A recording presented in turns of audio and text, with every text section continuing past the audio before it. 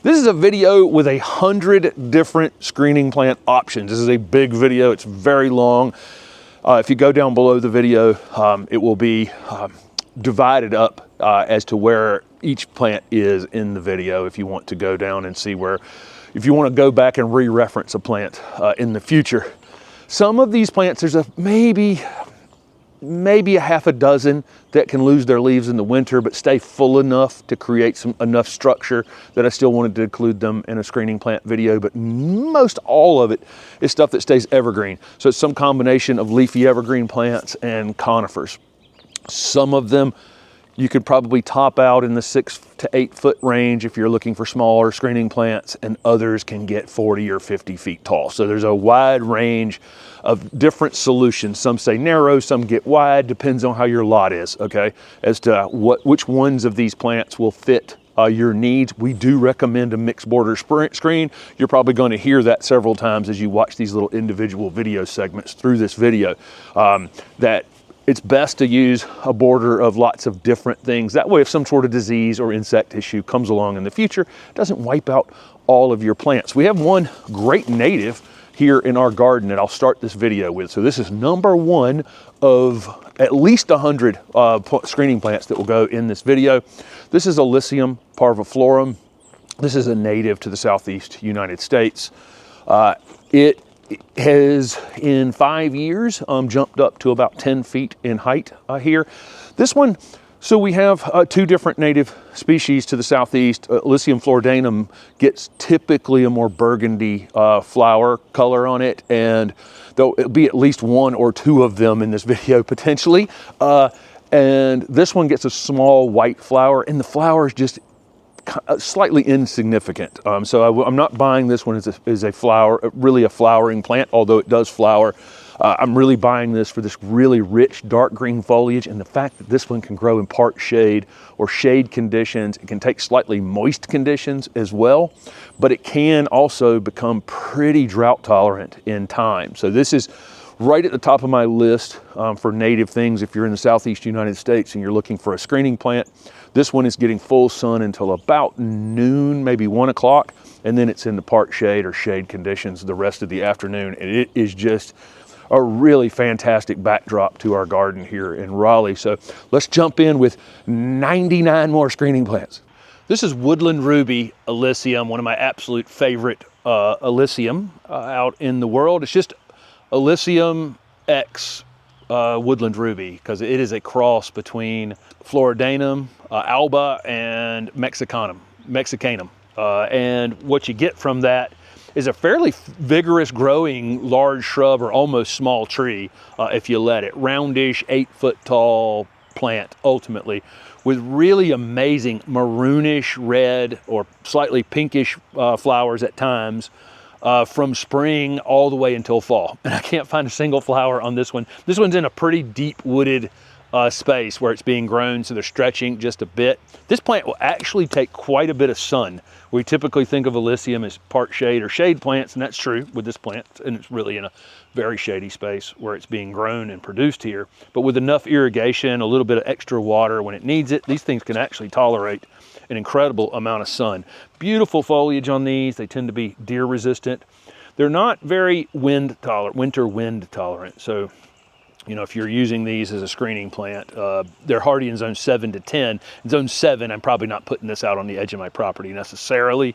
That's not necessarily the best spot. If you want to grow this plant and you're outside of the zones in which it grows in, it's a fantastic container plant. I mean, these Illicium are super well-behaved container plants, and I see that nursery to nursery to nursery, all the Illicium just look great in containers, and then you could bring it in the wintertime potentially and overwinter it so that you have this wonderful anise is the one of the common names for this. But this hybrid Illicium is amongst the absolute best ornamental plants for part shade conditions. It's going to get some size to it ultimately.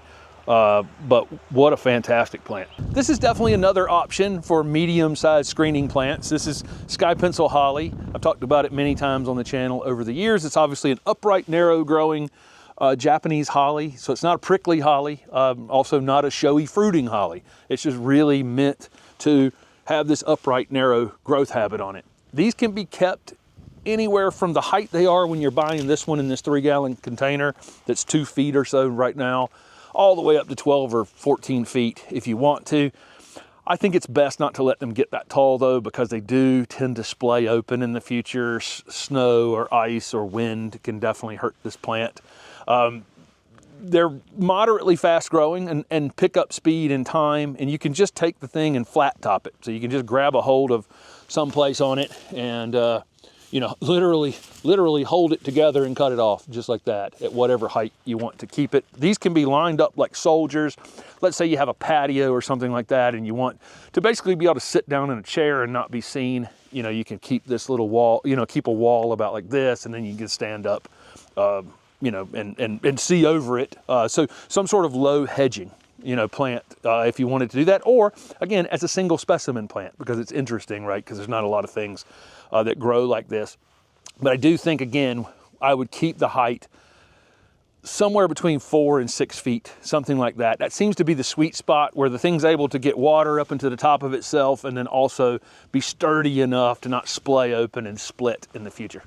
Very common screening plant that gets sold all over the place is Emerald Arborvitae. This is a named selection of Thuja occidentalis, which is our native arborvitae to the northeast United States and up into Canada, but really way north of even Pennsylvania, and then very high areas up in the Appalachian Mountains where these things are actually from. But they're sold throughout, you know, anywhere in the eastern part of the country, and I'm sure in western parts of the country as well.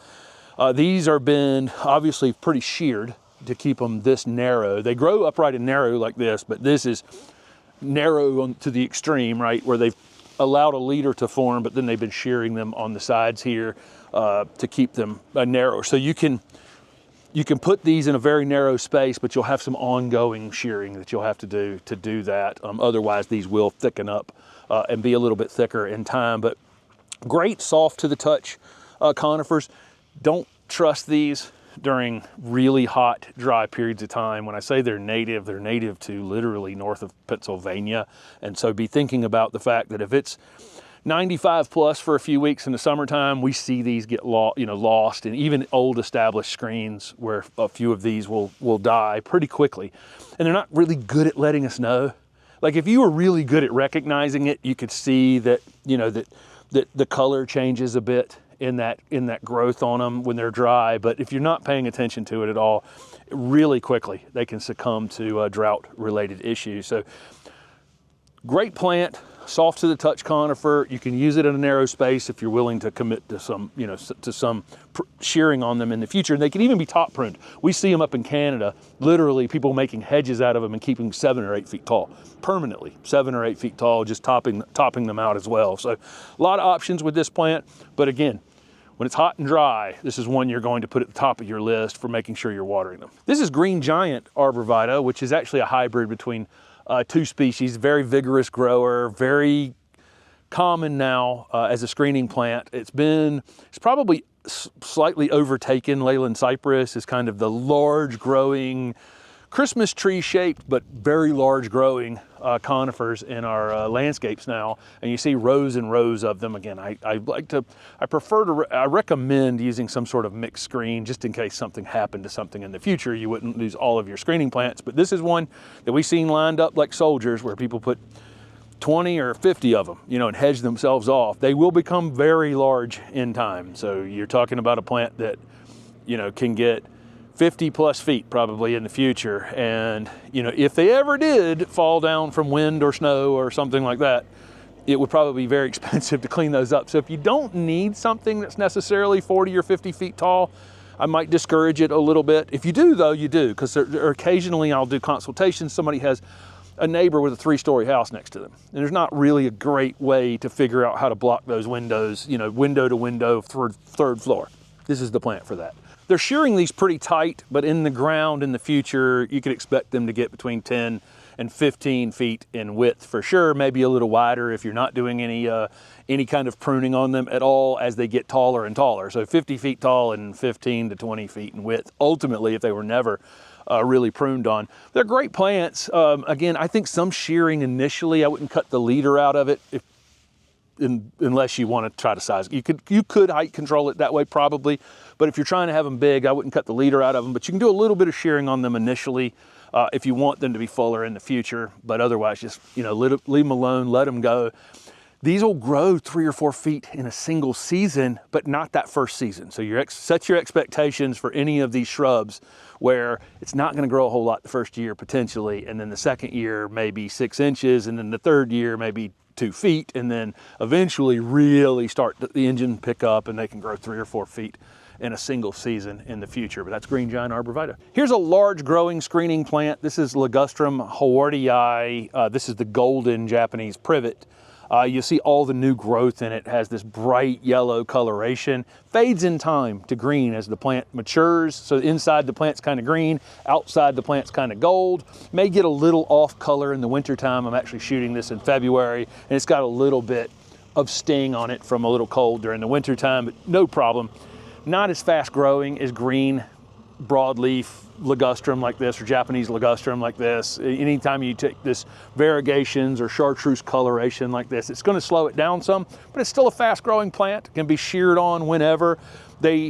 Japanese ligustrum do have an invasive tendency, but that can be controlled by cutting the flowers off. They will flower in the spring and then fruit in the fall. So if you're pruning on them afterwards, hopefully you can take care of some of that invasive nature.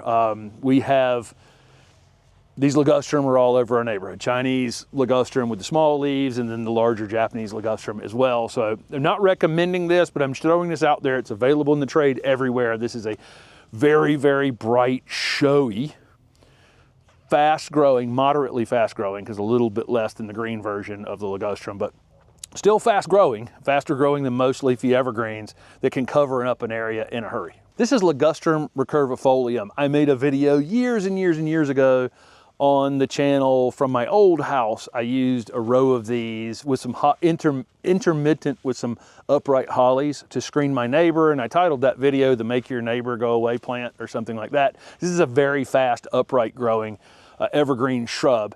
Does have some invasive tendencies, and so the way you can control that is after they flower in the spring. They get a fragrant flower that I don't know is the best fragrance in the world, but it is a fragrant flower, and then they're pollinated and set fruit. You can cut after it flowers, you can prune them back and prevent any of that, a lot of that seed set from happening. This one tends to have a little bit of wispy growth. So there's other varieties of these, but initially they can be, and I can pick this up and kind of show you. You see this kind of wispy growth on it? As these grow, I would let them grow out about 3 feet and then cut about half of it off. And you can do this multiple times during the season. It will prevent that invasive tendency with the fruit on them, but it'll also, every single time you prune this plant, it will start to grow again. So it's like a trigger for it to grow. And so you can get a lot of growth out of these in a single season by, again, letting it kind of stretch this wispy kind of growth it has on it, cutting half of it off. Letting it do it again, cutting half of it off, and you'll end up with a very full plant. That's how I did them at the old house.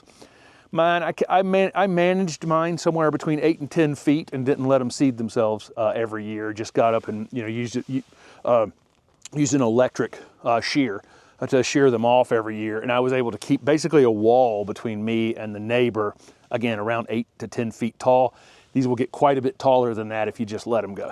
This is a skip laurel. Skip laurels have an upright, narrow habit.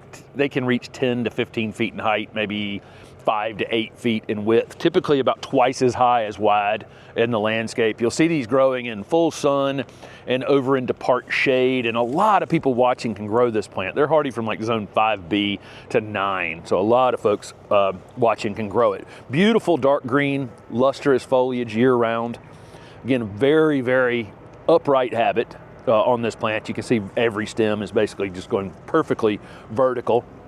You will maybe get a side branch out on it occasionally that needs to be cut off, but not many. And then the flowers form in the spring along a raceme, white flowers.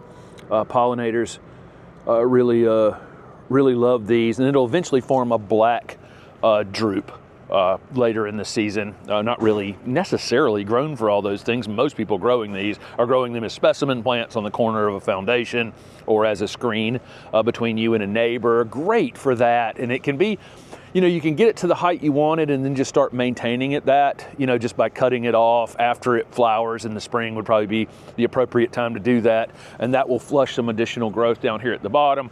If you get a crazy side branch on it, you can take it off, but you can see how these, you know, grow like soldiers here in these containers. A lot of these are produced out on the West Coast and then sent to the East. They're a little easier to grow in a drier situation without overhead irrigation on them, but they do perfectly fine here for everyone in the East in the ground. This Skipconensis is the cultivar name for this, and if you ever see that ensis, it means it's from someplace. So if you see Chinensis, that means from China. This is from the Skipka Valley between Nepal and India, is actually what that is named after, which is kind of interesting. But this is a very common landscape plant that I think probably should be even more common. I mean, you know, if you're looking, a lot of people are looking for screening things. I think 10 to 15 foot is a kind of a sweet spot, because you could still maintain this. You know, it doesn't get to that point where it's 30 or 40 feet tall and you kind of don't know what to do with it anymore. Skip laurel kind of hits the sweet spot for that. This is a Shindo viburnum, which has become a wildly popular screening plant. We've got houses in our neighborhood where literally the entire yard's been blocked off by Shindo viburnum. Very upright fastigiate habits. You can see we're this plant pretty strongly wants to just grow straight up. You will get some, you know, horizontal branching on it that you can decide to cut off if you want to, but it's great for most people because it's not going to eat up a ton of ground space while it gets you some height, and it can get some real height in it, 25 plus feet. In time. It really has a very nice lustrous green foliage, but we are filming this thing. This is an older 25-gallon container.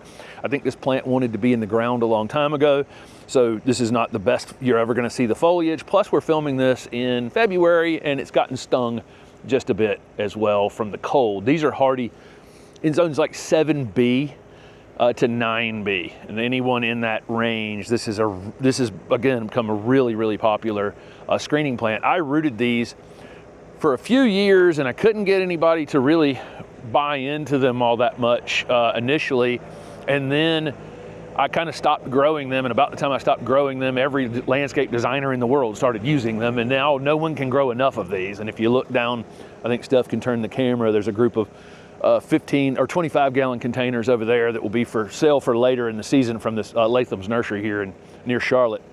But you can see nobody can even keep up. You could probably have a nursery dedicated to this plant at this point and selling it in all different sizes.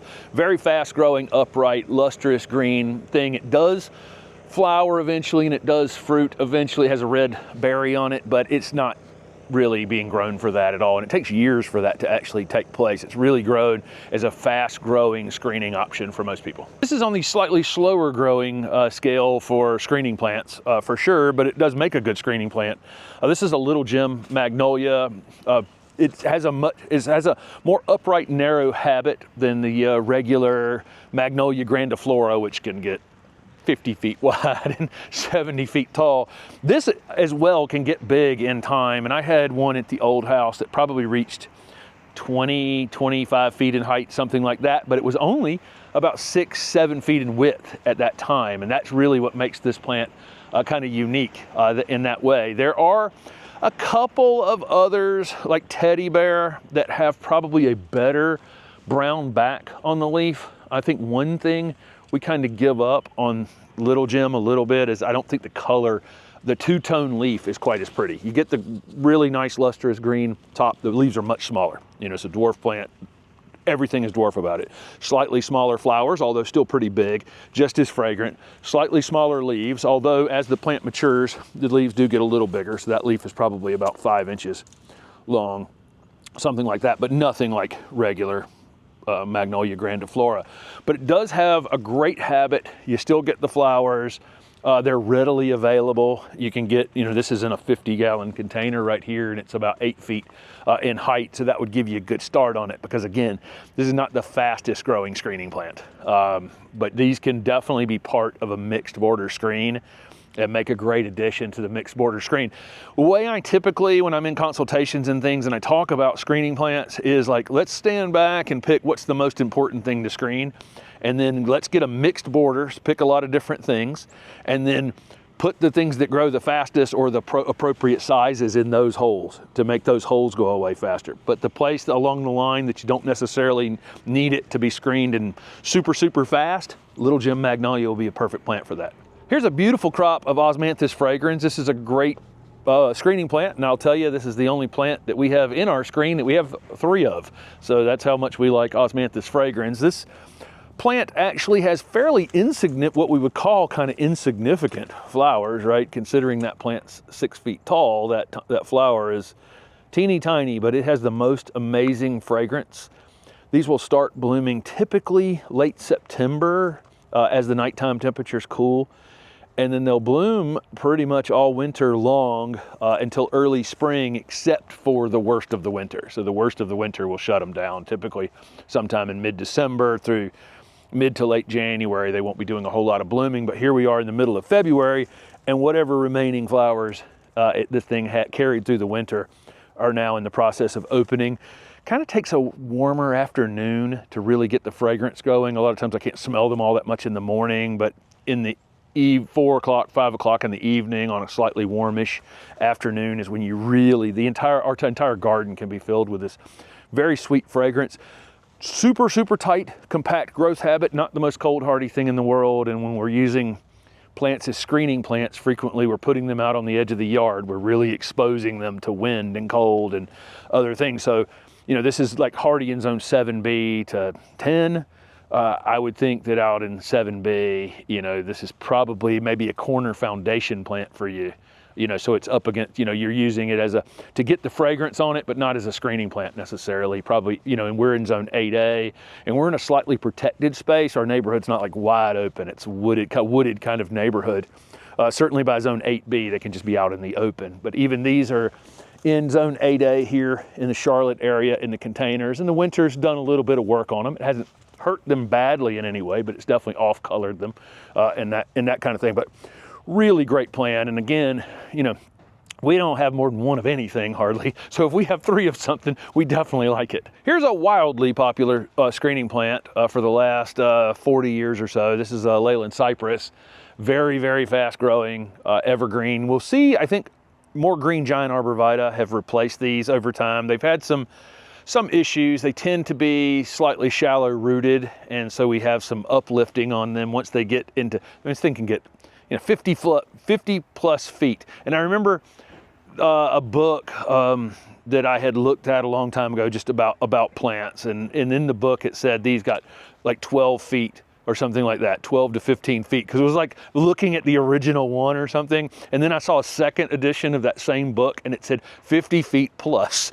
So at that point, it very quickly realized that this plant gets big, big, big, and it can grow 3 to 4 feet a year once it gets established. They tend to hold their color really, really well in the wintertime. So what I will say, when they're sitting next to green giants here in the nursery, the green giants tend to have this amber color during the wintertime, where the Leylands tend to hold that green color a little bit better, you know, hold up against that winter cold and that discoloration that happens in some conifers during the winter. But again, this plant's had some issues we've seen. You know, and the one thing about it is most people don't need a screening plant that's 60 feet tall. And so what happens is they get 60 feet tall, they're a little thin at the bottom, so you can just see right through them. You know, for a 6-foot person, not a very good screening plant. For a 60-foot person, very good screening plant. And what happens when they come over, you know, they can take $1,000 to $1,500 a piece to remove them out of your garden, you know, in the future. And so just keep that in mind. If you need something this big and you want, you know, a big, I tend to think of, when I see a Leyland cypress by itself and it was grown with the intent of it being in just a big open space, it's like a giant Christmas tree, I'm always like, wow, what a beautiful tree. And they truly are beautiful, beautiful trees in that regard. When I see them lined up 6 feet apart, you know, and they're 40 feet tall, I know that those conditions are the kind of conditions that end up with insect problems and disease problems and blowover problems and that kind of thing. So just pointing it out, Leyland cypress still widely available. They're not sold as much as they used to be by any stretch of the imagination because they have had some issues over the years, and green giant arborvitae have taken the place. But what I'm recommending in this video as you're watching it is don't lean all into one thing. Because if you do lean all into one thing, when that one thing goes, you have no screen and you may have a very large bill cleaning it up. Next up is Nellie Stevens holly. Nellie Stevens may be the most popular of the upright, pyramidal, large leaf hollies on the market. Has been for a long, long time.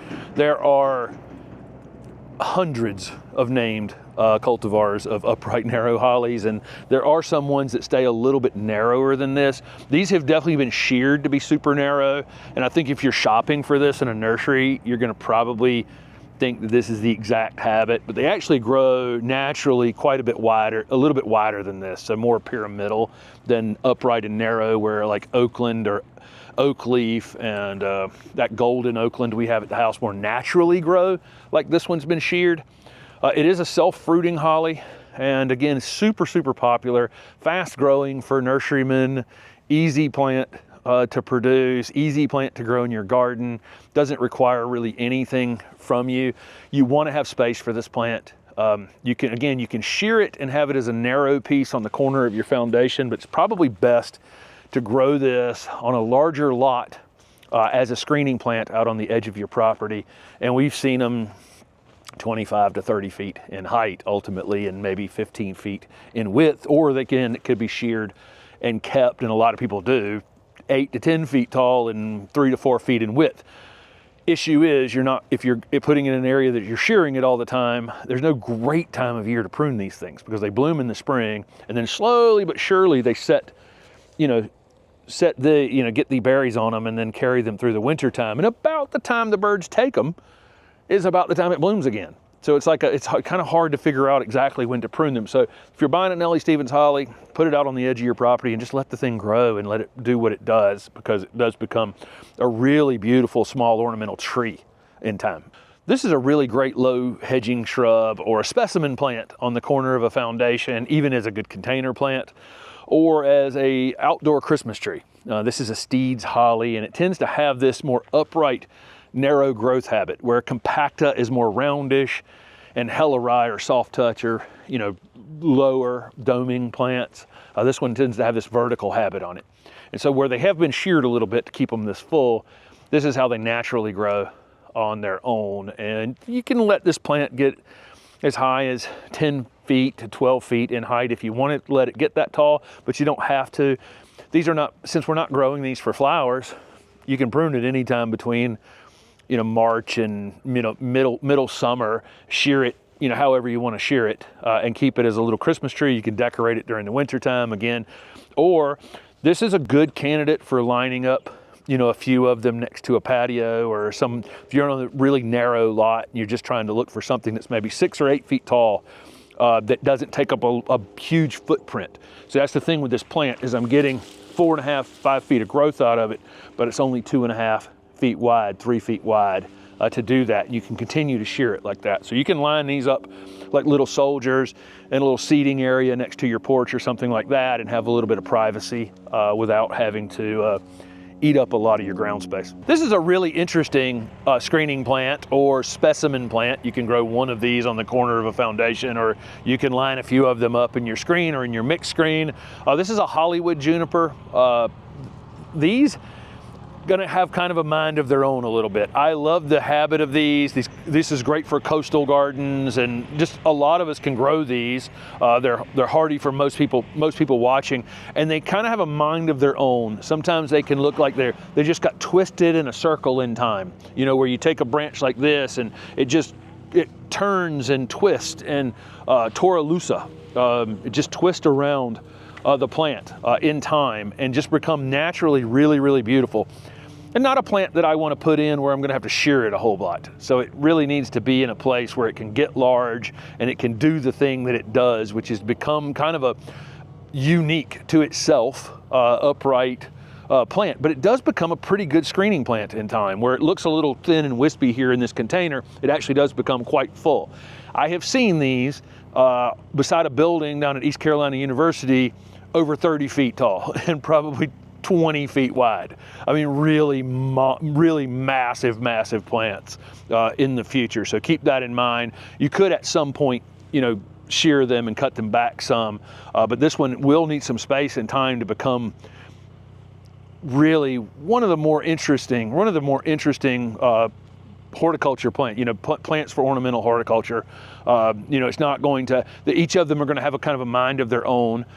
Definitely more upright and narrow overall, but in time will eat a little bit of space. So keep that in mind. Okay. This is one of my favorite upright junipers. This is Blue Point juniper. Grew these for years in my nursery. We don't have a lot of choices for blue conifers in the South, and these are hardy in zone 4 to 9, so pretty much everybody watching can grow them. But we don't have a lot, again, as you get to zone 8 and 9, we really don't have a lot of options for having blue conifers. So this is a nice blue-ish selection, not as blue as Colorado blue spruce or anything, but definitely has a blue hue to it.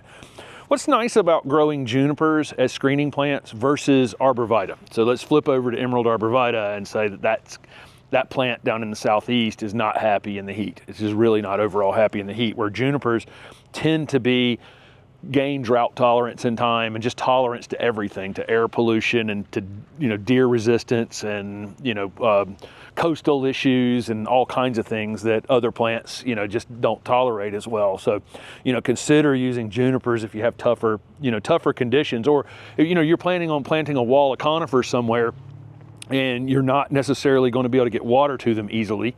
I'm probably going to go, you know, pick some of the junipers, that Hollywood juniper, Blue Point juniper, Taylor's juniper. Those are probably going to become more resistant to some of, you know, the abuse that we sometimes give our plants in the landscape, more than emerald arborvitae would. This is a golden Oakland holly from the Southern Living Plant Collection. This is a great upright, narrow holly. The one we have in our garden in Raleigh is now 12 feet tall or so. I had to get on a ladder the other day to prune the top of it. So I know it's right around 12 feet tall, and it's almost as narrow as this one is at 5 or 6 feet. I mean, it's only gotten to this wide. And so where a lot of these other hollies are naturally upright, and a lot of these plants are naturally upright, they do tend to add width as they get taller. This one is really good about staying super narrow. I really like the gold coloration, the variegation in this plant. A lot of the gold hollies or variegated hollies, to me, are not great looking plants. Sometimes they just look like sick hollies, if I'm being honest. But this one just looks really fantastic, and it's a bright pop of color.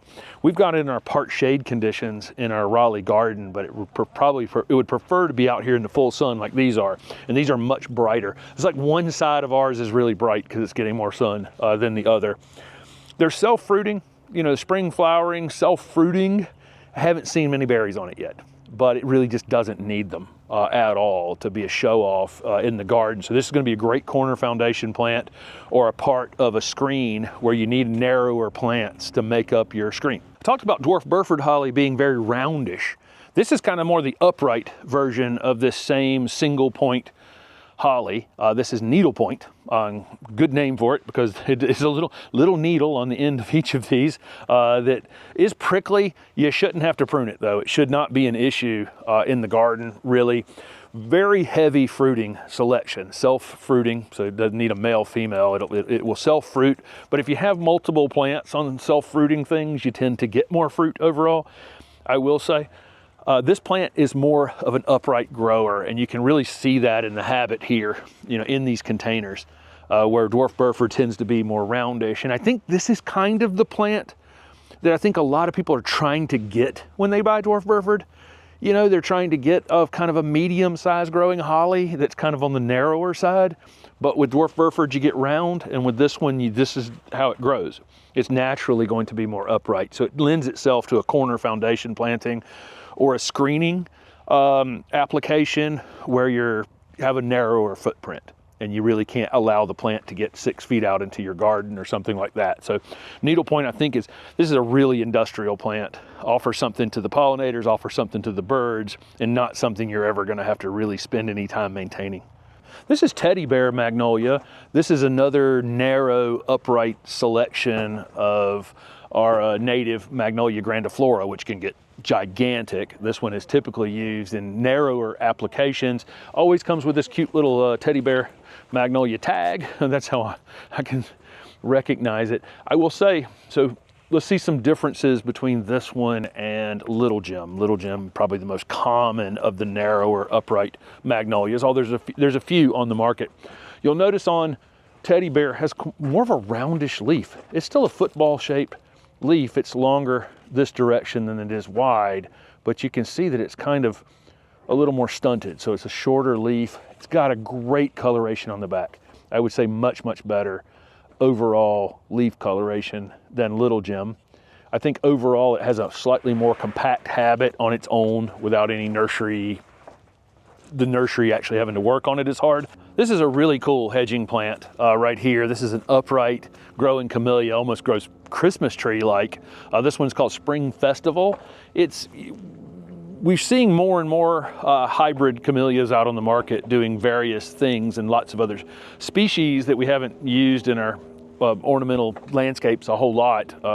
Over the years, we're seeing more and more introductions and more crosses. So you'll see that Camellia X, Spring Festival on this one. It is, I know it's a hybrid of Cuspidata, which is one of the species, camellia species. Cupsidate or something like that, camellia, I think is the common name for those. But this one has it was bred for a very, very upright habit. And you see it's an interesting blooming time. We're filming this in February. It looks like most of these flowers won't open until late February or early March. They're starting to show a little bit of color now, a little cold weather happening, so they'll slow down a bit, and then they'll start to open up a little later. And you can see all the way down into the oldest growth here, there's flowers on this thing, and the way it's presenting itself upright and narrow like this, you'll be seeing flowers from top to bottom. And so this is like a light pink rose form, kind of a semi-double flower. I'd really like to take one of these home. We're in Charlotte filming, and this one's a little big for us to take home, but I actually want this plant because we have a narrow landscape or small landscape, and we're always looking for something to put along the edge of it that's a perfect upright narrow habit like this. So these are going to be hardy in zone 7 to 9, and a really, really interesting hybrid camellia. Here's another pretty common screening plant in the southeast United States and out west as well. There's a couple other species that typically used in the west that are a little more drought tolerant, but this is Mackie podocarpus. And if you go down to a place like Charleston, you'll see garden after garden after garden screened off with these because they have this super upright narrow tendency on their own. Pretty much all of the growth is heading straight up. And so if the houses are really close together in super narrow spaces, this is a perfect screening plant for that. Really tough. Where we think of a lot of conifers as not being heat tolerant, this one's kind of the opposite. It's not very cold tolerant, and it's super, super heat tolerant. Tolerant of coastal conditions and sandy conditions and just all kinds of conditions as long as it doesn't get super, super cold during the winter time. New growth tends to be a little bit lighter than the old growth and creates an interesting contrast.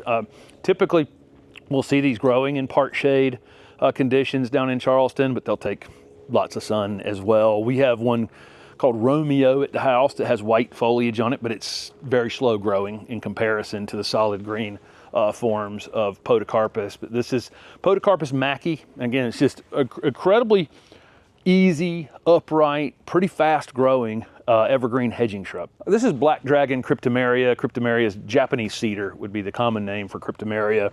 And this is a plant that we have very dwarfing versions of, and we probably, if you're following along with the channel back in Raleigh, we probably have 4 different varieties that stay less than, we could keep less than 3 feet in height. And then there are Yoshino Cryptomeria that can get 80 feet in height, something like that. And then this one's called Black Dragon.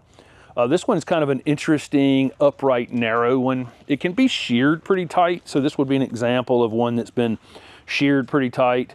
And then there's other examples here where they're a bit thinner. I'll see some space. Every one of these is different.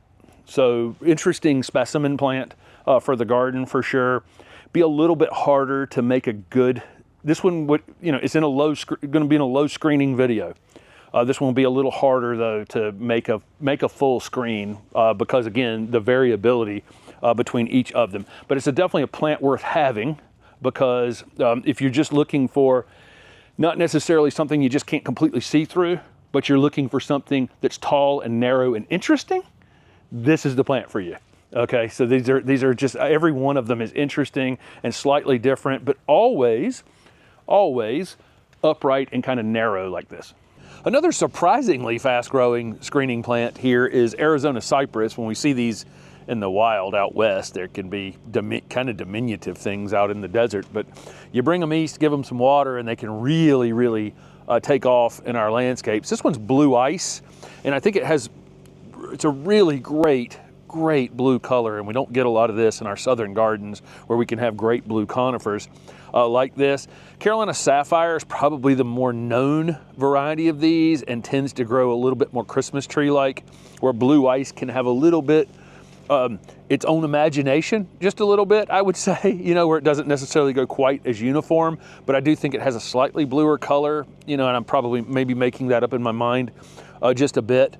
But it's amazing that this, you know, desert dwelling plant, you know, coming east is such a good screening plant. We see the North Carolina Department of Transportation using these along the interstate in really tough slope spaces where there's no additional water happening on them. So a really great choice if you're trying to plant screening plants in an area that you're not necessarily going to be able to get water to them. Of course, you can, you know, the blue color is great as well.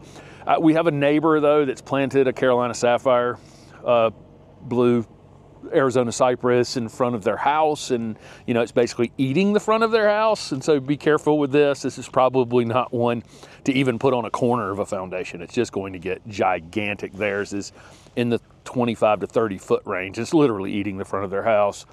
So this is definitely one that goes out on the edge of your property, and you need to have a property that's sized to it a bit, because it is going to end up 10 to 15 feet down at the bottom and another 30 to 40 feet in height. This is Leanne Claera from the Southern Living Plant Collection. This is a good kind of moderate size screening shrub. And most people, you know, when they're thinking about screening plants, you know, if I said something got 10 to 12 feet tall, that would be about the perfect size for the plant to get. Leanne is super interesting. I'm shooting this in February, and you can see a little purple tinge in the older foliage. Actually, as it starts to leaf out in the spring with new growth, it's almost red. And that red really, the entire growing season, anytime it's actively growing, has this reddish new foliage on it that settles back to this green. And again, in a colder winter, it'll turn this kind of a purple hue on the outside of it. It's a great 4-season plant. We have 3 of these in our front garden, and we're actually holding this plant in a much smaller size. So we're trying to hold this thing around 3 to 4 feet, not having any problem doing that, because every time we prune it, the new flush of growth comes out on it red again. And which is really, you know, really striking in our garden in Raleigh. But probably the overall best use for most people in an ornamental garden is going to put this on the edge of their property, someplace where you need something that's going to become a really good, thick screening plant from top to bottom that is very low maintenance and won't eat up a lot of ground space, because it's going to be more upright and narrow, and only gets about 10 to 12 feet in height, something like that, and is controllable around that height pretty much permanently in the landscape. So this is Leanne Claera. This is Cryptomeria japonica radicans. Cryptomeria japonica is just Japanese cedar. There's all kinds of different ones of these, from very small growing little dome-shaped ones to little narrow, odd-looking ones, and all kinds of things. And then Yoshino Cryptomeria has been kind of the most common of the screening plant Cryptomeria for a long time. It gets gigantic, and I mean really gigantic, 75 feet tall and really super wide.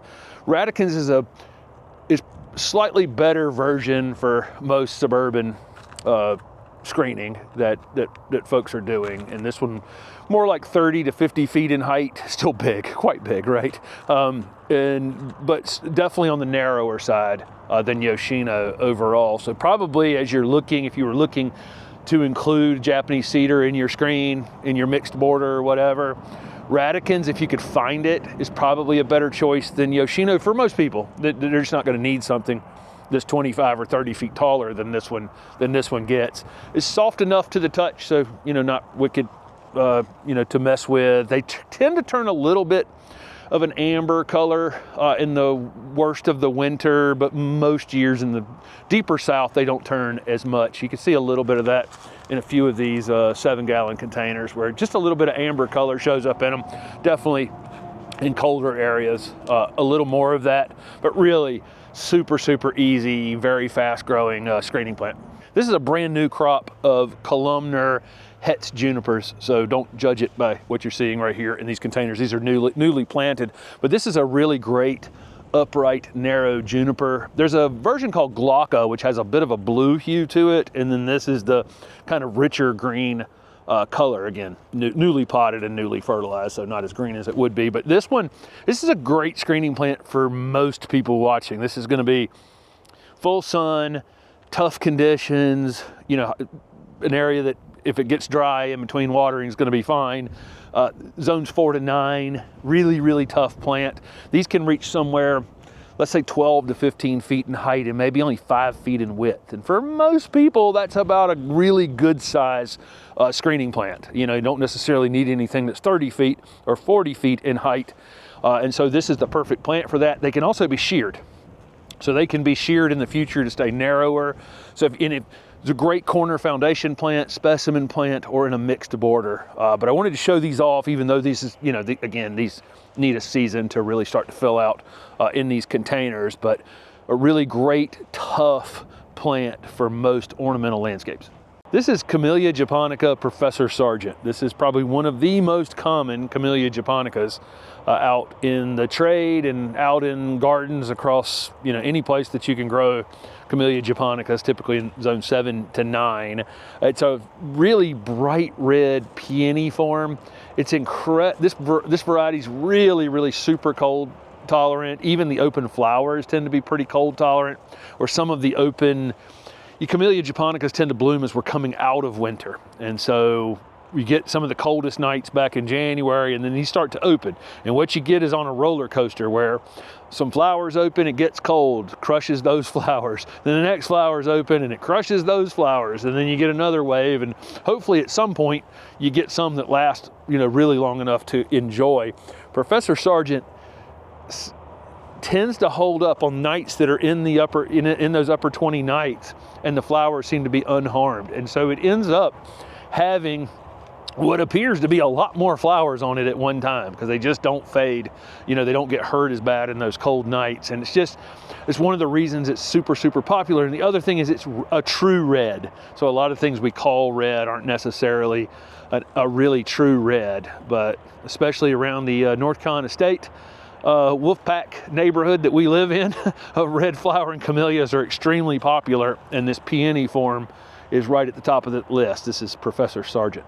This is an Oakland holly. You'll see it's Ilex Oakland, so it's a hybrid, so it's self-fruiting, and this one is actually in the process of it's just about to flower. Filming this in February down in South Georgia, and then you have the old, you know, the fruit from last year, so they kind of almost overlap. You'll get the new flowers for this season and a few remaining berries on it from last year.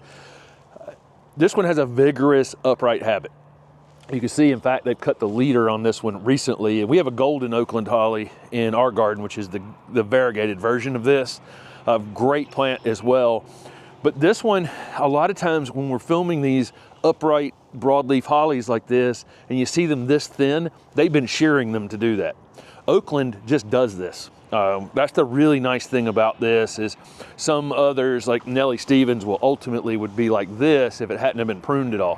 Where this one is really, I think what people are trying to do with these things when they're putting them on the corner of their houses and things is just kind of the natural way in which Oakland holly grows. It has what looks like super, super spiny leaves on it, but they're actually fairly muted. You'd have to really work hard to have this leaf hurt you in some way. But again, if you're looking for a vigorously upright, narrow holly that's self-fruiting like this to put in your screen or on the corner of a foundation, something like that, Oakland holly's a good one. This is screenplay holly, and I really think that in the future this one's going to be just everywhere. I see more and more nurserymen slowly picking this one up. We're down in Cairo, Georgia, shooting this video. This is the tallest container ones I've seen so far. A lot of people have them in gallon pots and 3-gallon pots, just getting really started with this plant. It is a very fast growing upright narrow holly. It's an interspecies hybrid between latifolia and integra, and it's self-fruiting. Ours just had so many berries on it. It was only 3 feet tall and was just absolutely covered, but you can see flowers starting here. We're filming this in late February, but we're down here in South Georgia, almost Florida, it's blooming earlier than it would for other people in other places. But very, very vigorous, upright, and rigidly. All the growth is wanting to be super fast upward. So you will have to probably, and we just did on ours, we had a leader that was maybe 4 feet above the plant that we just cut off and did a little bit of shaping on the plant, but that's it. Do that a few times while it's small. This is going to be great in a mixed border screen or as a corner foundation plant. Really, really great plant. And I think it's just going to grow so much faster than a lot of the other broadleaf hollies that ultimately it's going to be widely used. Plus, it's not pokey. So many of the other broadleaf hollies like this are kind of wicked, and this one just doesn't have any of that. So again, screenplay holly. There are a few named varieties out on the market for these Arizona cypress. This is Carolina Sapphire, might be the most common of them. It has a really nice it ends up being a really perfect Christmas tree, but it has kind of a softer look to it than blue ice, and which is the other pretty common one out on the market. These have an interesting odor when you disturb the foliage on them. Deer typically don't eat them, but I've said that before, and then a couple people said that deer did mess with theirs. So I sometimes avoid saying that altogether because everybody's deer are different. These are very fast growing. This is a new crop, so these 7 gallons they'll grow 2 feet in these containers in the next few months. As we're shooting this in February, just April, and these will really get going. These are native to the Southwest United States, and you would think that a lot of those Southwestern native plants wouldn't like our conditions, our humid, rainy conditions here in the Southeast United States, but that's the opposite. These things just grow like crazy. We see the North Carolina Department of Transportation using these on the side of the interstate because they're so drought tolerant, but then they also tolerate those wetter conditions that we can get occasionally. Again, soft to the touch, interesting foliage smell, beautiful blue-green color like this. And this is February, so it doesn't change color in the winter time. It kind of keeps the color year-round, where a lot of conifers can be changeable seasonally and how they look from green to rusty colors and that kind of thing. But this would be great in any kind of mixed border screen, but you got to have some room. This is a 50-foot tall thing that's ultimately going to be 15 feet wide. We've got a neighbor that planted one in front of their house, and it's just literally eating the front of their house. So probably not a great corner foundation plant, and more of a slightly larger lot screening plant. This is a Spartan juniper. This one is really great for heat tolerance and just tough conditions overall. So these will take full sun. And our hardy in zone like 4 to 9, so pretty much like almost everybody watching this video can grow this plant. Very rigidly upright. So this is a new crop of 3-gallon Spartan junipers here. So they're a little on the small side, and they've still got them pot to pot, but they'll space these in the next week or two, and then as we're filming this in February, and they'll fill out a little bit more at the bottom and gain a little bit more height before they send them off to retail. These plants, I think one of the things that makes Spartan great is if, in a mixed border screen or using 3 or 5 of these as part of your screen, you can create kind of a formal look. These will all grow like soldiers, basically. A lot of these screening plants, you need to do a little bit of work on them to have them be copies of one another. But this one is great for a formal garden, so the edge of some sort of formal garden. Ultimately reach about 15 feet in height, maybe 5 feet in width, but you could shear it a bit to keep it a little bit narrower than that. It'll bronze a little bit in the winter time or turn kind of a purplish hue in colder areas. We're filming this in South Georgia, so despite the fact that it's winter, it hasn't off-colored all that much. They don't get that much cold on them. But I've always liked this plant just because I can plant it in a container and that's what it'll do. No work had to be done from the time this was a rooted cutting until now to have it look like that and be that narrow. So there you go, that's Spartan juniper. This is Robin holly, and Robin is amongst my favorite upright narrow hollies. It's self-fruiting, fruits heavily, blooms heavily in the spring, and then it has probably the darkest green foliage in the ground. And in a container, I don't know that that's going to come across, and you know, shooting a small container plant like this, I think these are 5-gallon containers. It's maybe a 4 actually. It's kind of looks like a taller than normal 3. In the ground, this one has the darkest green foliage. It's just absolutely amazing. It has a lot of what looks like wicked points on the leaves, but you know, this is part of the selective breeding that's going on with these, where they're a little more muted. I will say, probably in Oakland, they're even a little more muted than Robin. So if that's a concern for you, you might go over to Oakland. But Robin has great dark green foliage, a very rigid, upright, narrow growth habit, much more so than some of the older broadleaf hollies that are out on the market. I just really love this plant, and I can tell this plant apart in the ground when it's between some of the other new breeding and the narrow ones, just because it has such a really dark, rich green foliage. But this is a great plant in a mixed border for sure. And then this is a really good candidate for the corner of your foundation, because it's going to have a very rigid upright growth habit. That's not going, you're not going to have to prune it away from the house all the time, right? It's just going to keep going north. The pruning you're going to have to do on it may be to slow the height down in the future, and maybe a crazy limb here or there, but for the most part, this one's going to be pretty self-maintaining as long as you've got some height, because ultimately probably it's going to get 20 feet in height or something like that, maybe 6 to 7 feet in width over time. This is a Christmas jewel holly from the Southern Living Plant Collection. We have this one in our garden in Raleigh, but we actually had it in a container for like 3 or 4 years. Really great, upright growing holly. It will get a little broader in time if you let it, but you can shear this one pretty narrow. Flowers, as you would expect in the late winter, early spring. Pollinators come in, pollinate them, and then you get this berry set on this variety. It's just wild how many berries you actually get on here.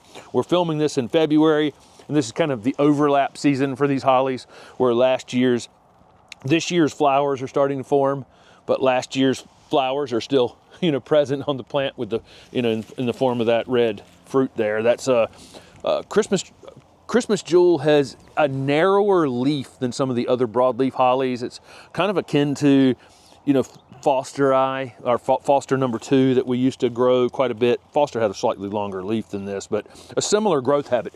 It looks wicked, like you see all these points on the leaves, but they're very muted. So a lot of this breeding in these hollies now is to make these, they don't fight back as much if you have to go and do any pruning on them or anything like that. But this was a great container plant for us for 4 years. As a little Christmas tree shaped, holly in a container. And then of course it's a great corner foundation plant. And then of course in any kind of mixed border screen. You could control the height and width on this one about any way you'd want to. It's not as vigorously upright as some of the other upright hollies are. So it would be easy to control this one. If you wanted it to reach 6 feet and just hold it there, you could absolutely do that. But this is a Christmas jewel holly. Here's a great screening plant in the Southern Living Plant Collection. This is a sweet viburnum called Coppertop. And as you can see here, it's late February, about to be March in South Georgia. And they're starting to put on new foliage. You can see why it's called Coppertop. Anytime this plant is actively growing, it has this really intense coppery red foliage on it. And you can prune this repeatedly during the season and continue to get it to leaf out like this. We have one of these in our Raleigh garden. These are hardy in zones 8 to 10, and you could probably get away with them in 7B in a very protected space, and you can get away with them in 8A in a slightly protected space. You want to be probably zone 8B to 10 before you put these out in where they're going to get a lot of wind, on them. They get those fragrant flowers that sweet viburnum get. Pretty long bloomed, great foliage on these, rapid growth habit once they get going. I mean, really rapid growth habit. I planted these in the old garden before I left, and in a single season, even with root competition along a wooded edge, they had grown 3 or 4 feet in a single season. This is a very vigorous growing screening plant.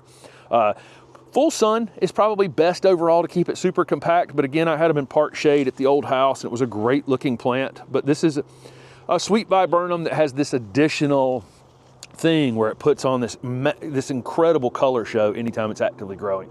This is an Italian cypress, and this is the way they grow. This is a Mediterranean plant. We think of Mediterranean plants as, you know, things like rosemary and other plants that like to be in fairly arid conditions, fairly dry conditions, definitely drying out between rains and waterings and that kind of thing. And so we'll see tons of Italian cypress as we get out west. You know, once you get past the, you know, middle Texas and, you know, down into the desert Southwest, you see them just all over the place growing, because it's an easy plant for them to grow, and doesn't have to adapt to that climate, you know, that Mediterranean climate of California. But then they do perfectly fine in the Southeast as well. And if you followed our channel, you know, when we go down to Ram and Tom Giberson's garden, she's got a couple of paths there framed in these big, beautiful Italian cypress that she's, I don't know, probably had in the ground for a couple of decades now. Not the fastest growing thing in the world, but ultimately will end up 40, 50, 60 feet in height, something like that, and still only, you know, this big around, you know, when it gets to that height. Make sure you're selecting one that's pretty rigidly upright when you're planting them. You know, if you're in an area that can be exposed to wind, you may need to do a little bit of staking on them early on.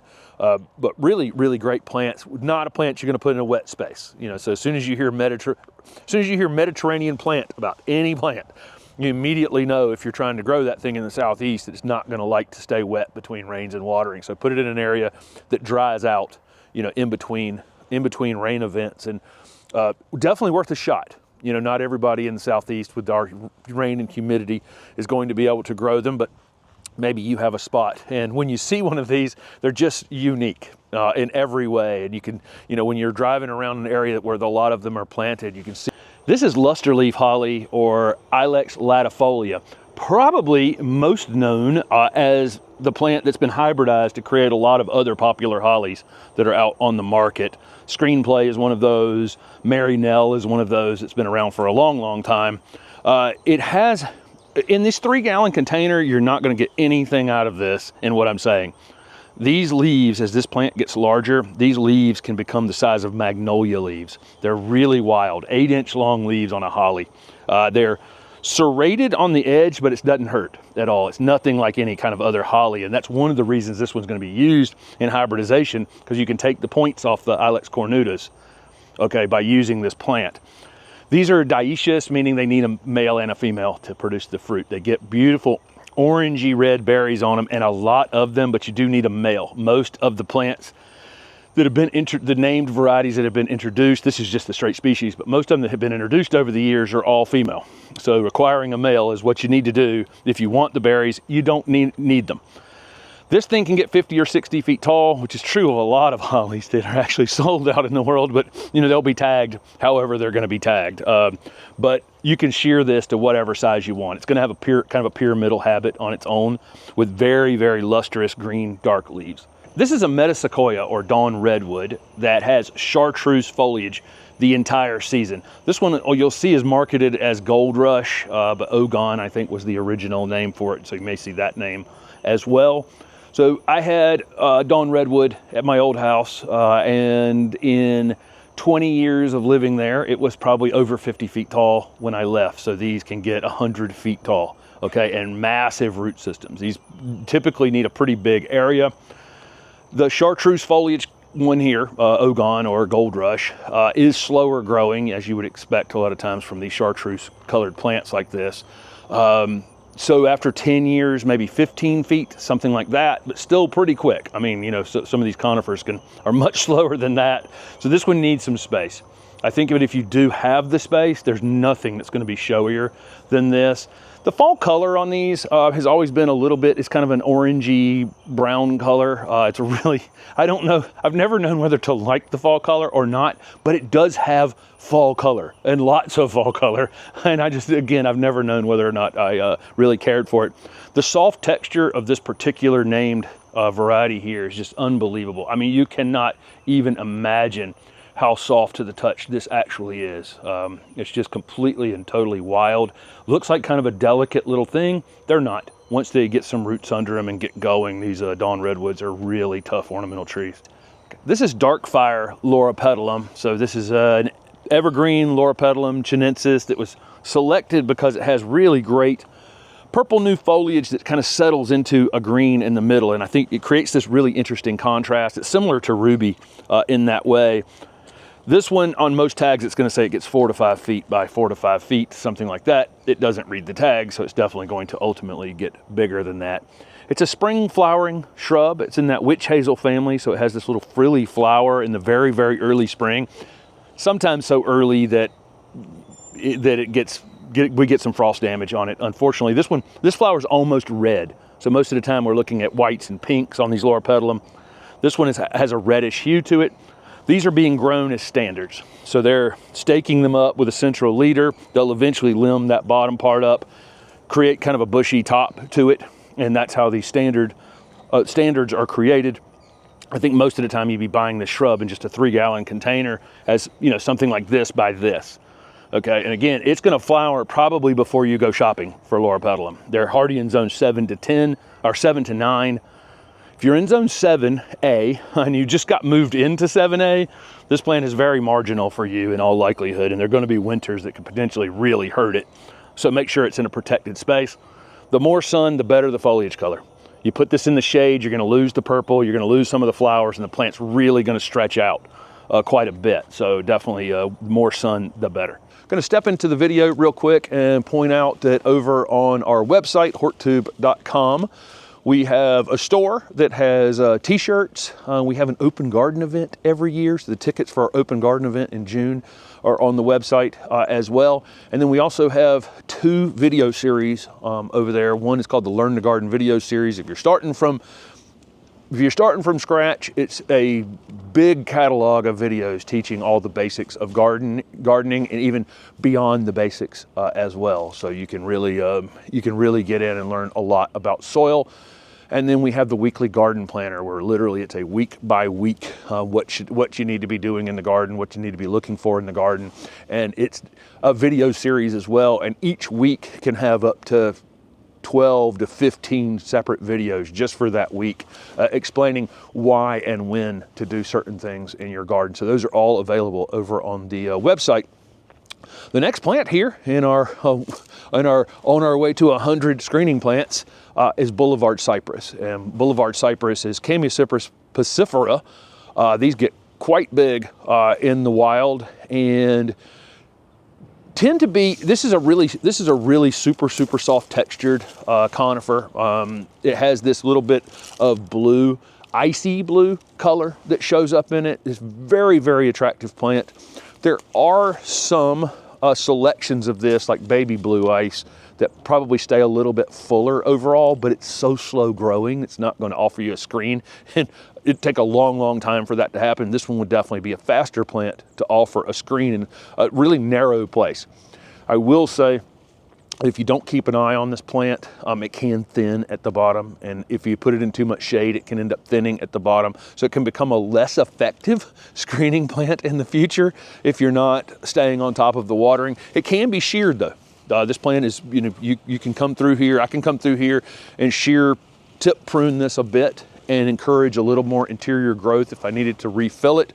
But I do think this is a really nice, you're not going to get this color and texture in a lot of plants. And so for me, this is one of those plants I might pick up at a garden center that I'm going to use in a narrow screening spot, and then look around the garden center for other things that kind of match this foliage or contrast with this foliage color. Make sure they're going to match well. And then add those to your mixed border screen. But this is Boulevard Cypress. This is Olive Martini Elaeagnus, which has variegated Elaeagnus, and it has yellow tinged or yellow edged leaves. It'll occasionally have just an entire solid yellow branch on it as well. This is a video that I put up at the old house not that long before I sold it and moved up to Raleigh. And it's probably the most disappointing video I've ever put up, because all the questions below that video are, how fast did it grow? How fast did it grow? I don't know. Don't live there anymore, but I can guarantee you it grew very, very fast. Elaeagnus is very, very quick to screen and cover up. One thing I will say about Elaeagnus is it can be invasive in the southeast. The gold version, I have not seen it do any of that, but I have no idea. Again, I have no idea on that. It's widely used, and nurseries grow the regular green version everywhere. Some of these variegated ones are probably a hair slower growing overall than the green counterparts, but still going to be very, very fast growing. One thing that you can do is if they do spring flower, is you can just prune them after they flower and cut back any of those things, just like you could do on ligustrum or anything else, and reduce the amount of seed that they would produce in time. But I had planted 3 of these at the old house, and then again, all the follow-up questions down at the bottom are how fast did they grow? I wasn't there, but I guarantee you they grew very fast, because these can really cover some ground in a hurry. Unique thing about Elaeagnus is grown out in open space. They're very much rounded shrubs, and you can hedge them however you want to hedge them off. They can grow in part shade or shade conditions, and kind of vine a bit up into other plants, which is kind of interesting. Okay, this is Bronze Beauty Claera from the Southern Living Plant Collection. The Southern Living Plant Collection has I don't know how many there are, probably 5, I may be off on that number, Claera in the collection. And they do they're for various things. That Bronze Beauty has probably one of the medium-sized growers. Medium size in a Claera is probably going to be 12 to 15 feet in height, something like that. We have Leanne and what is the other one that we have on the edge over there? Bigfoot in our garden in Raleigh. And Leanne probably stays the smallest. Again, Bronze Beauty somewhere in the middle. Bigfoot, the name is appropriate for one that's going to get big, big, big. It turns this, with the winter color on it that you were seeing up close at the beginning, is kind of a purpley bronze color. But then as the new growth starts on these, we're shooting this at the end of February. These are kind of small 3-gallon plants right now. They will grow like mad, really can grow 2 or 3 feet in a single season pretty quickly. And all the new growth on it as it's coming out from that is this bronze color. And it really has this incredible 2-tone coloration on it with the old green foliage. Then after that hardens off a bit, if you want to, in the early summer, you can go out and shear these a bit. They don't require shearing to stay full as screening plants, but they can be sheared, and that will produce a new round of color on them. And that's what we do on our Leanne Claera at the house, because it also has beautiful new color on it, is we can just give it an extra shearing, and that creates more of that. But if you're looking for pretty fast growing screening plant that's not going to get 20 or 25 feet tall, kind of a medium-sized screening plant, Bronze Beauty Claera is a good one. This is Yoshino cryptomeria. This is a Japanese cedar that's lots and lots of them out in the world, because it's very fast growing screening plant. It's kind of soft to the touch. Lots of course, these large growing conifers are used for screening between houses, and they're best suited for larger lots though. Things like Leyland cypress and green giant arborvitae and Yoshino cryptomeria. There are some slower growing or narrower upright Japanese cedars as well. Radicans comes to mind, but Yoshino has been the most common one for a long time. It's filming this in February, and you can get a little bit of amber color in it during the winter time, but for the most part this one will keep its color here in the south. These get big, and 70 feet plus probably in time. Beautiful bark on them, and the way I know they have beautiful bark is when they get 70 feet tall, they lose their bottom limbs, and you can see right through them, but they're beautiful. So I really think, a lot of folks don't necessarily need something to get 70 feet tall. They're just looking for something that's fast growing. So it may be worth waiting a little bit of time to not end up with something that gets so big that, these will get 20 feet at the bottom in width and, 60, 70 feet tall. I actually prefer them as just kind of individuals, where you grow them for the beauty of that bark and the soft foliage and, it's just a beautiful plant, just a beautiful conifer that can be just as a one of a kind if you have a large yard where you can really show one of these off. But people do line them up as soldiers along the edge of their properties, and they get very big. Eventually, they'll have to be underplanted with something in the future. You know, in the long run, they'll need something planted down toward the bottom to actually have the screen be, you know, in the bottom 10 feet or so of the plant. Again, I'm not knocking these, just a lot of times I see places where these very, very large growing conifers get planted, and they're not necessarily in, you know, in the best spots for that. But certainly if you have a very large property, you know, this is a very fast growing conifer. It'll start off maybe grow 6 inches the first year and a foot the second year and 2 feet the third year, and then get to the point where it's probably growing 3 and 4 feet in a single season once it gets going and get rooted out into the surrounding soil. But this is Yoshino cryptomeria. This is a fastigiate plum yew. This one is going to be for part shade or even shade conditions, and this is really pretty much a southern conifer. So we think about a lot of conifers being not as heat tolerant as others, but the plum yews are. There's ground cover plum yews, mid-sized growing plum yews, and then there's this fastigiate plum yew. And I think a lot of people probably have a spot on their foundation next to a door that's shady or part shade, corner space that's like that. Maybe a place where you're trying to build a little bit of a screen in a part shade, you know, border area along your garden. Not going to be the fastest growing thing in the world for sure, but it will ultimately get 8-10 feet tall, end up wider than this for sure in time, but you can control the width, and you can see it definitely wants to go vertical like this. Really just a great plant, really again, tough southern conifer. You know, these probably only grow a few inches a year when you first put them in the ground, but ultimately they will pick up a bit in time. I think they're hardy in zone 6 to 9. If you're in zone 6 though, you probably don't want to put it out on the edge of your property as a screening plant on the edge. I would probably have it in a more protected space. As you go further south, definitely more and more out in open space as a screen. This is a really awesome osmanthus, and when we talk about osmanthus fragrans a lot, not a lot of folks can grow that. This is at least a zone hardier than that. This is osmanthus fortunii. Fortunii is actually a hybrid between fragrans and heterophilus, so it's a combination of the two. And then there's some selections within that. This one is called Karl Wheeler, and it has this really cool margined leaves, which look like they're absolutely wicked, but they're actually really kind of not. But it has, look at that leaf, how interesting that is. When it flushes out in the spring, it does have a kind of a bit of a burgundy hue to it that you get on other osmanthus fortunii right there, that you see that kind of soft, and then they form into these leaves, which has a really nice dark green color. It also has a really, really compact habit. So ultimately this is going to be a pretty big shrub in time, but those of you in colder zones who want the fragrance of osmanthus, this will bloom in the fall just like other osmanthus, with those really, really fragrant flowers that'll fill your entire garden. But those of you in the colder areas, this one is an opportunity for you to grow, or in warmer areas as well. It's hardy in zone 7 to 9, where we tend to think of fragrance as 8 to 10.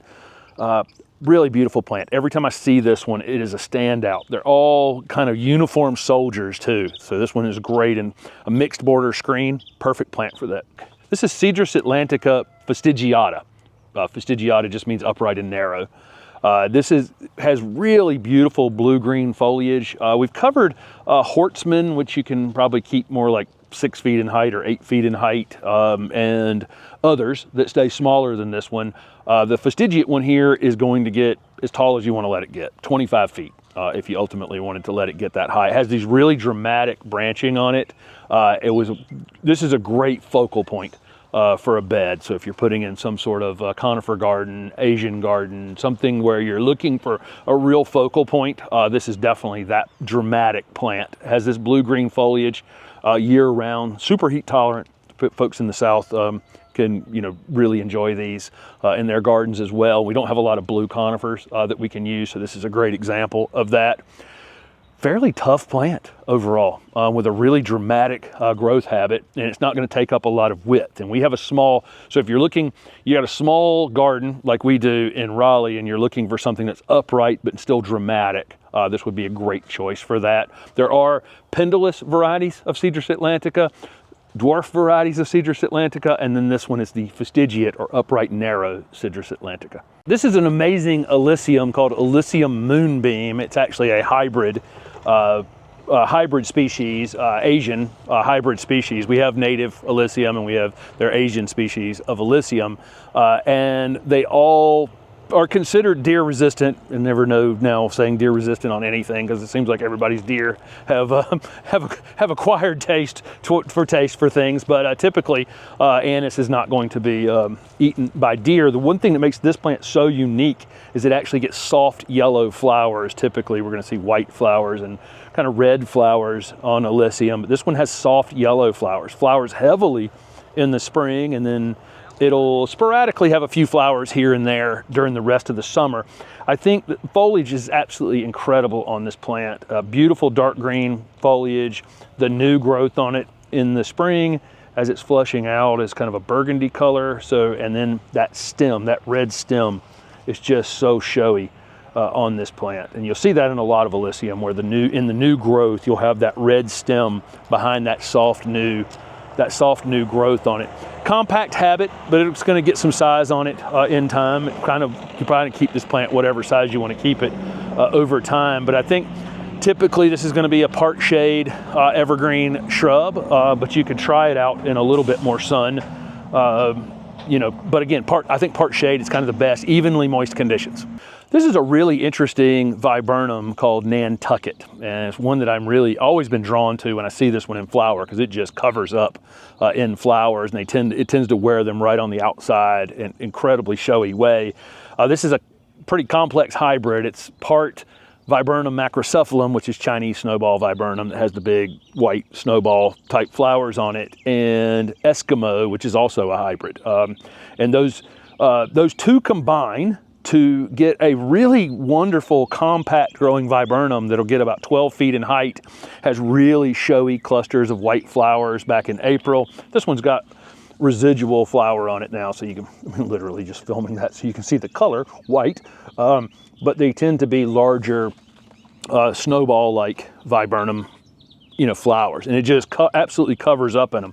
The other thing that I'm really drawn to on this plant is it has really incredibly nice foliage, but look, when I flip this over, that two-tone coloration on the leaf of this plant. This one can be kind of semi-evergreen, same as the Chinese snowball viburnum. So for people in the further south, it's going to stay semi-evergreen. Further north you go with this plant, the less it's going to be evergreen overall. But I like this one. This is a great showy plant, and if you like snowball viburnums but you don't want them to get quite as big, this is the perfect plant for the corner of a foundation, someplace where something can get 10, 12 feet and then really show off during the spring. This is a Nellie Stevens holly with new chartreuse growth all over it. It's called Whoa Nellie. It's going to get some size on it, just like Nellie R. Stevens hollies. I mean, eventually probably 20 feet tall if you were just to let it. They're going to be a little bit slower growing. Not a lot slower growing, but somewhat slower growing. They still fruit. This one's got berries on it. If you're going to do any pruning on these, I think you would do it during the winter time, or late winter, before they flush out in the spring and flower. But you're going to lose berries on one of these hollies anytime you're pruning it. So I would put it in a spot where you can actually allow this thing to go ahead and get 15 feet tall and 8 to 10 feet wide or whatever. I think this plant overall is going to be on a personal taste level. I think some people are going to really be drawn to this, and we're in the middle of a probably 5-6 acre part of Panther Creek Nursery right now in an open area, and this thing stands out in the middle of the field. And so it's super, super showy. There's no question about that. Most of this coloration is in the new growth on it. So if you didn't care about the berries and you wanted to shear on it more, every time it flushes out, it's going to look this striking. We're shooting this in May, and it's still got some of this new growth happening right now. I think some people are going to think this looks like a sick holly, and some people are going to go, wow, I can't believe how great that plant looks. And so I don't know where you would land on it, but I will tell you that if you're looking for something striking in the garden, you want as part of your screen, if you're looking for a mixed border screen and you want something to really stand out in it, this plant's definitely that plant. This is a group of Swift Creek privet, and there used to be really a lot of them grown in virtually every nursery here in our area of North Carolina. We see less of them in nurseries now, mainly because Sunshine Ligustrum has kind of replaced this with much showier, you know, vibrant chartreuse color that it has. This also flowers and produces seed, and that is also problematic because it is an invasive, you know, Chinese privet, and Sunshine Ligustrum doesn't flower. So that's the main reasons it's been kind of displaced. But again, millions of them, you know, of this plant and other variegated. So this is a named variety of variegated Chinese privet. So there's variegated Chinese privet around forever, but this one is more compact, better color in the variegation. When it first leaves out in the spring, it's kind of a yellowish variegation. We're filming this toward late May, and it's kind of settled into a creamy yellow or creamy white variegation at this point. You can cut this back and regenerate some fresher foliage on it anytime you want. If you do have this plant, and one of the main reasons I'm talking about it right now in this video is because after it flowers, which this one has flowers on it right here, after it flowers, before it sets those seeds, if you do that pruning on it, you can prevent that seed formation, which is the invasive part of this plant. And in pruning it, it's going to flush it back out again and put some good color on it. So if you have this plant, you don't want to get rid of it, you know it's problematic, prune it after it flowers, and you can save everybody from getting a ton of seed that we would get from it. And again, the plant will actually look better in your garden. This one can be held 3 to 4 feet in height, up to 8 feet in height, whatever you want to do with it, but definitely is more compact than regular variegated Chinese privet. This is Buxus sempervirens Dee Runk. I have actually had this one in my couple of my talks because I really like this plant. I really, you know, boxwoods to me have to be different than just little round balls. And there's a bunch of them like Unraveled, which is a really crazy thing, or Variegata that we have in our garden. And this one is also super, super unique in that it's obviously very fastigiate. It's very upright and narrow. You may find these in the store grown in smaller containers and they're a little bit wispy, but don't shy away from that because eventually they'll get fuller like this. You could do a little bit of shearing on them. These were actually field grown and then potted into these containers. So this is a heavy duty plant. This is a heavy duty plant right here. This one would be, this one will weigh a ton, getting it in the truck and getting it in the ground, but would definitely be worth it, right? I mean, it's almost, I guess by the time it goes in the ground, it's gonna be right at 5 feet in height. But again, low maintenance, it's a boxwood, right? It's a boxwood, so you're not gonna have to worry about it, but it grows like a sky pencil holly. I think overall, probably slightly a little more hardy than sky pencil hollies, than Japanese hollies. And of course it has that smell. I'm standing here in it right now, and if you're not drunk, you know, that boxwoods can have an odor to them at certain times, depending on the time of the day and the time of the year when they're actively growing. But it, you know, it's not prickly. It's the perfect plant to put if you need a narrow upright thing in a container or beside your porch or between windows or anything like that. But again, for me to put a boxwood in, it has to be unique or different in some way, and Dee Runk definitely is that. Here's two more great fast-growing evergreen screening plants. The one in the back here is Prague Viburnum. This one's very cold hardy, hardy up to zone 5. Some winters can actually kill this plant back or defoliate it up there, but it comes right back from it very quickly. It gets a fragrant cluster of flowers on it in the spring. I have a recent video on the garden plants with Jim Putnam channel if you want to go back, go see some more details about Prague Viburnum. It's a great plant. More sun, the fuller it is, but it'll take some light shade as well. You just have to do a little bit of pruning on it, you know, after it flowers in the spring. Great plant. This is Juniperus virginiana Taylor, and I have always called this Taylor's juniper. It's my mind, I always want to call it Taylor's, but it's Taylor. It was actually found as some seedlings in Taylor, Nebraska. So that's why it has the name Taylor and not Taylor's.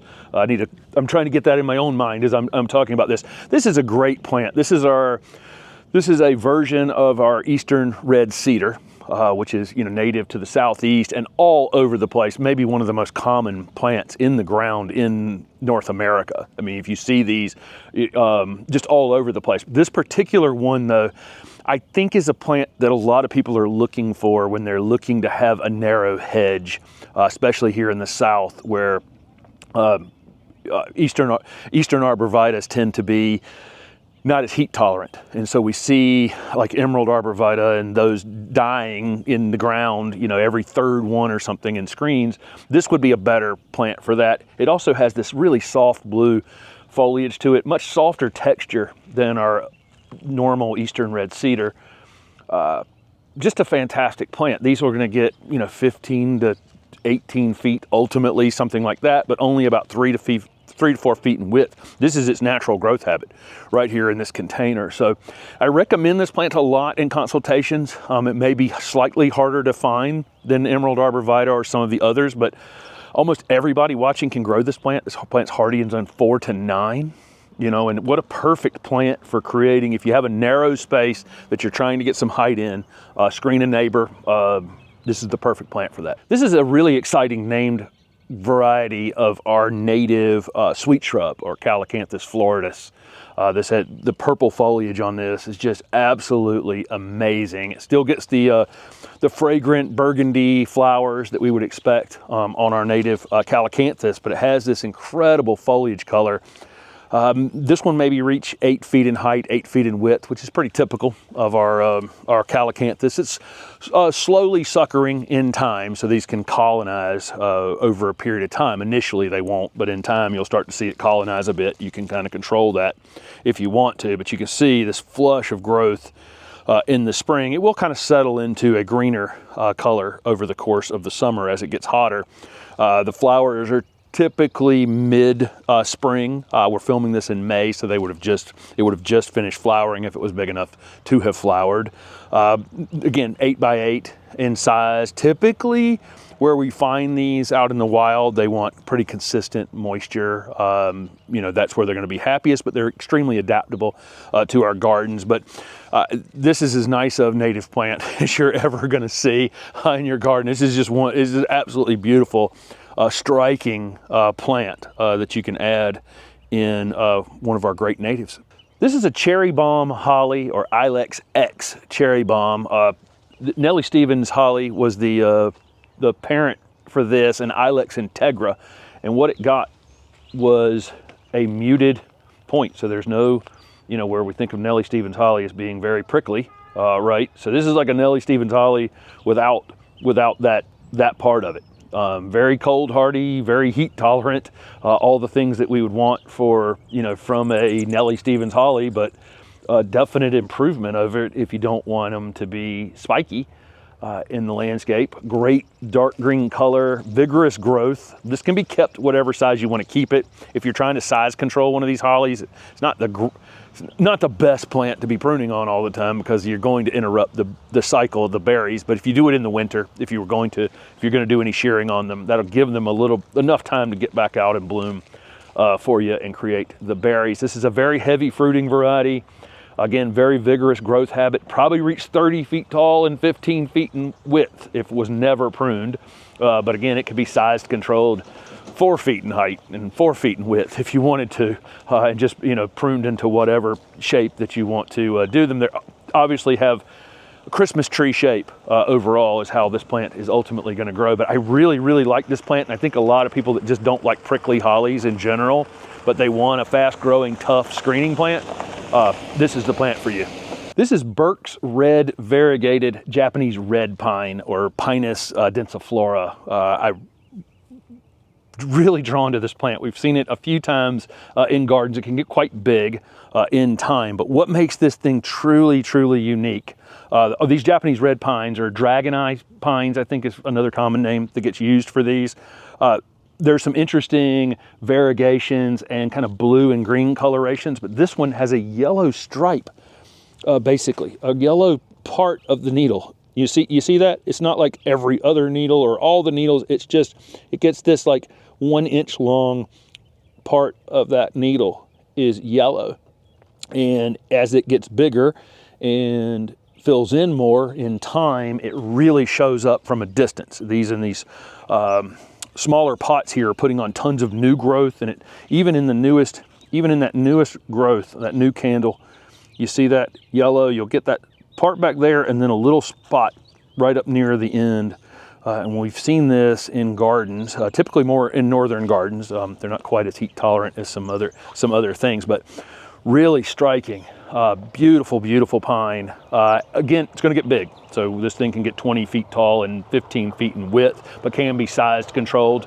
But what a great plant to start a garden off with. You know, something that's a focal point that you can really work other things around. It's going to contrast in so many different ways with color and foliage type and and structure, all those kinds of things. This is Pinus thunbergii thunderhead, otherwise known as Pinus thunbergii is Japanese black pine. Japanese black pines can get pretty big over time. This is a compact version of that, although it can creep up to 5 to 10 feet in height over time and 3 or 4 feet in width. And you probably want it to. Look how beautiful this is.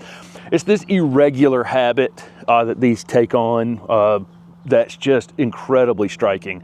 This is one of those plants, and I'm in a nursery. We're at Panther Creek Nursery today, and there's hundreds and hundreds of plants. And when you have hundreds and hundreds of unique plants, you know, something, you know, for this thing to stand out like it does says a lot. Really love this variety every time we see it. But again, this is a compact version of a Japanese black pine. Lots and lots of people can grow these. Really very easy plant. What I would say is that you're probably going to get some needle thinning, and there's a little bit on the interior of these. It's pretty normal.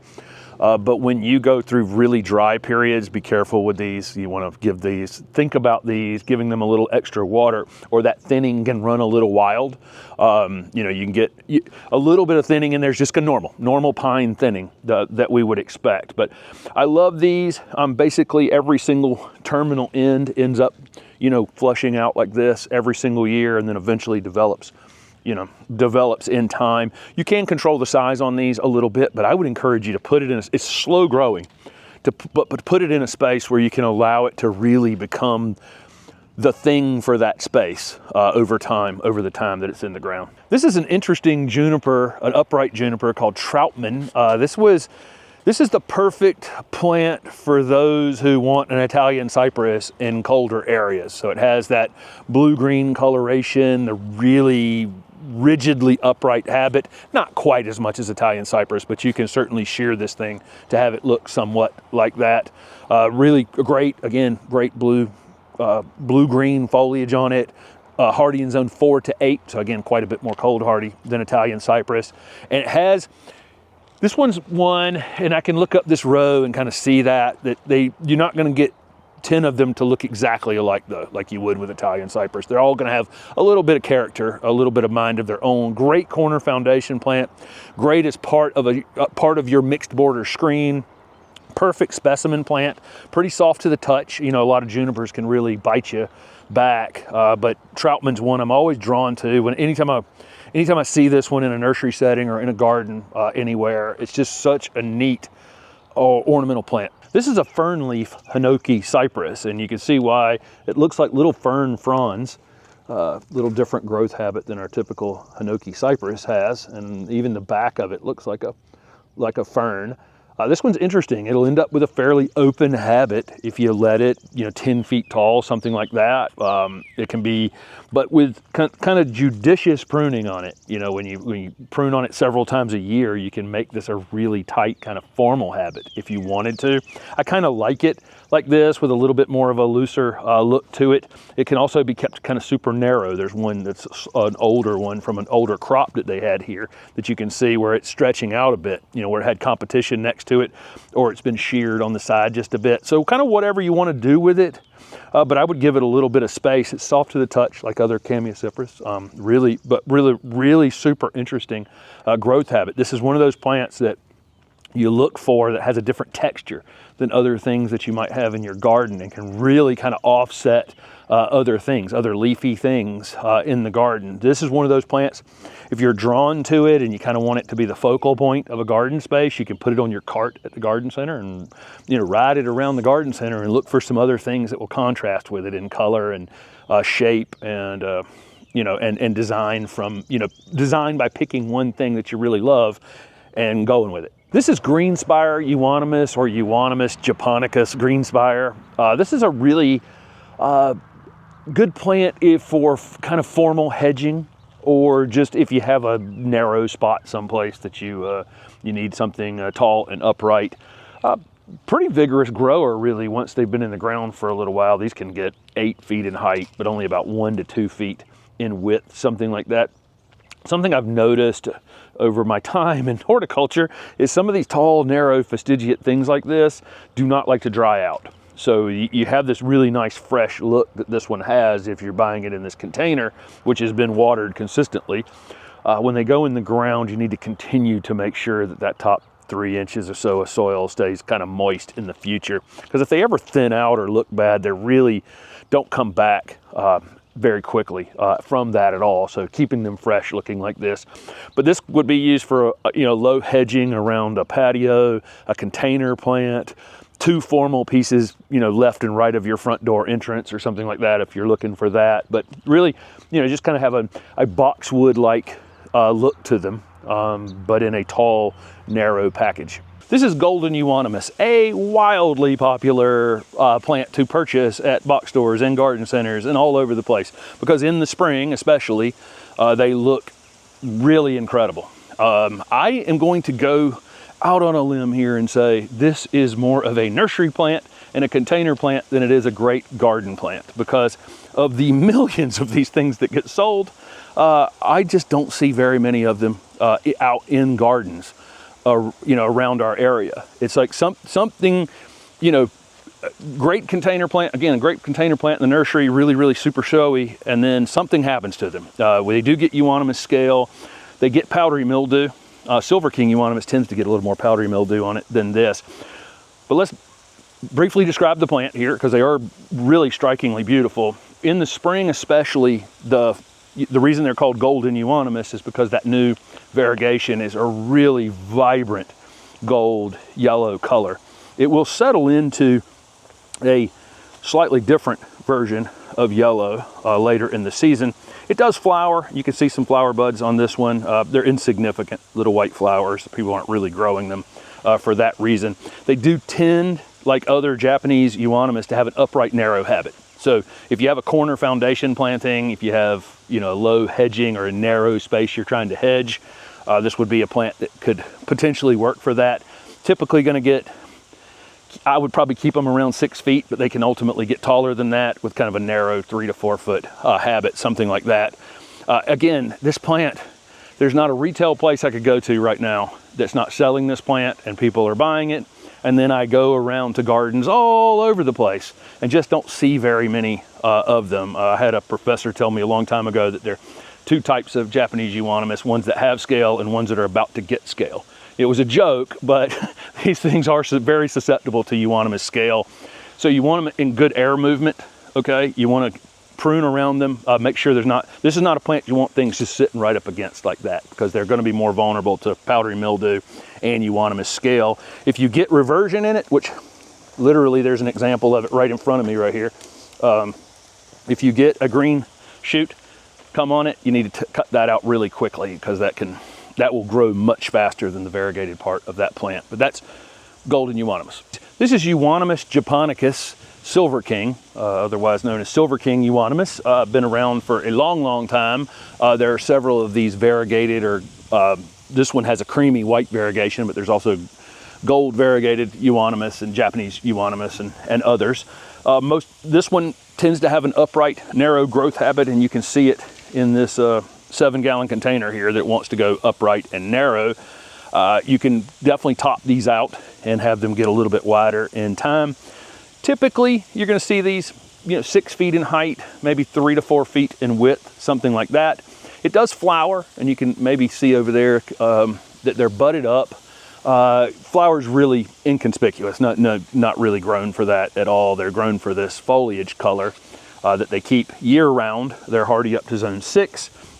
And really, I see probably more of these. I'm just going to throw this out there. I see more of these sold probably than I actually see in gardens. I do think that they are susceptible to euonymus scale, which if they're under a lot of stress, that can happen. I think you can have one of these be very nice. They're tolerant of pretty tough conditions, but I think if you subject them to those really tough conditions, it makes them vulnerable to euonymus scale.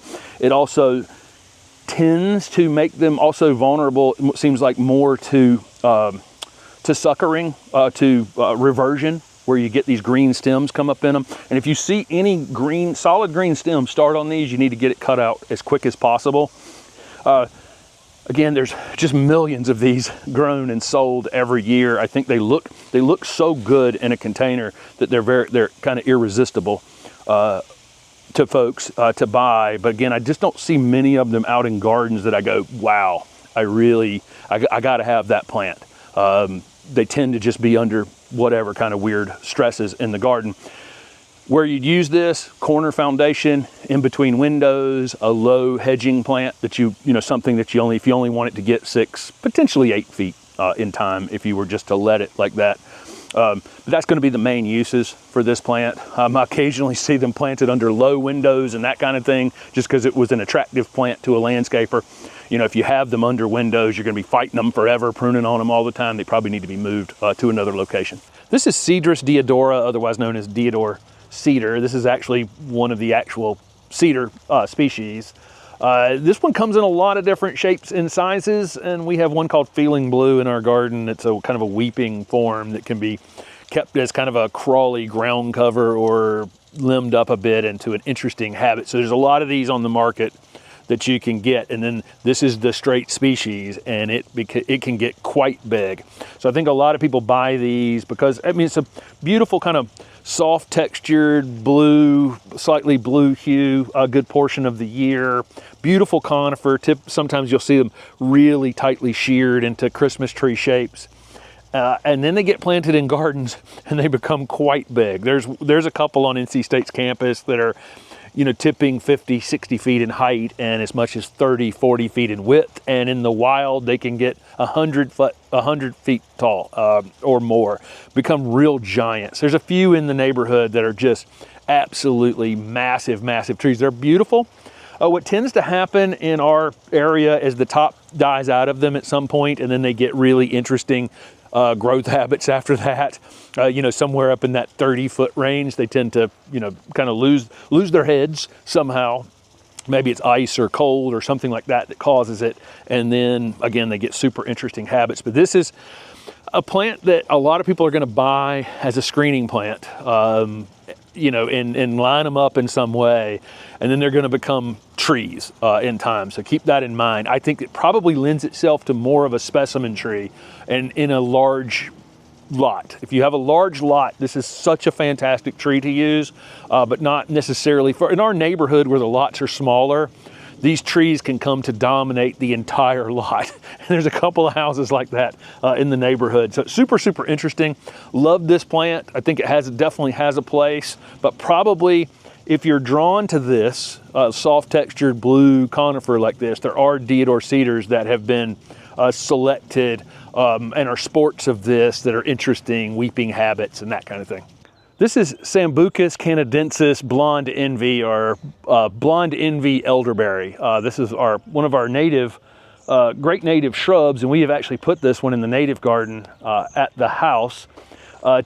Typically, you'll see these get maybe 8 to 10 feet in height, something like that. They get these white, beautiful white clusters of flowers, typically in late spring, early summer, and then they'll get a few almost throughout the summer.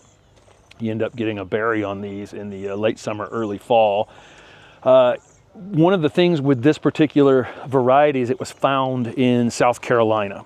And so it has a little bit more heat tolerance. Other gold ones that have been introduced over the years have not had that heat tolerance for us to grow in the South. It was actually found by someone that Keith Mearns, who was going to be on the channel one time and then didn't end up on the channel, but he found this one again in South Carolina. It's got a tremendous amount of heat tolerance. I love this plant. It's incredibly showy.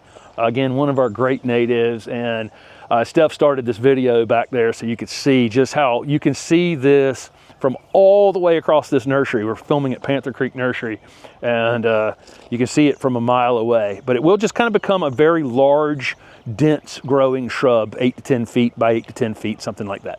This is Pinus thunbergii, or Japanese black pine. Really interesting growth habit on these. They tend not to have a central leader like we think of like a lot of pines as having central leaders.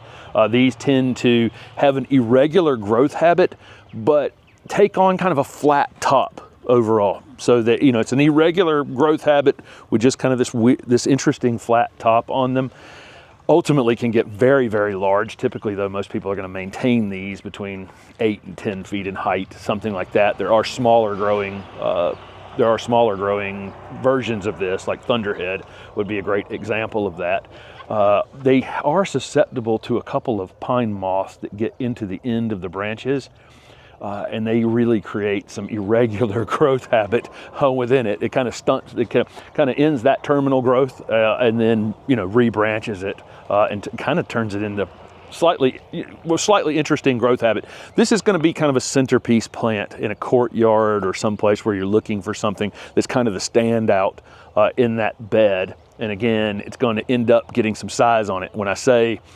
If I said 8 to 10 feet on this, well, it can get 40 feet, you know, in the future. So there's that, you know, they don't read the tags, so it will get some size on it in time. But I've always just been really drawn to these because they have such interesting habits.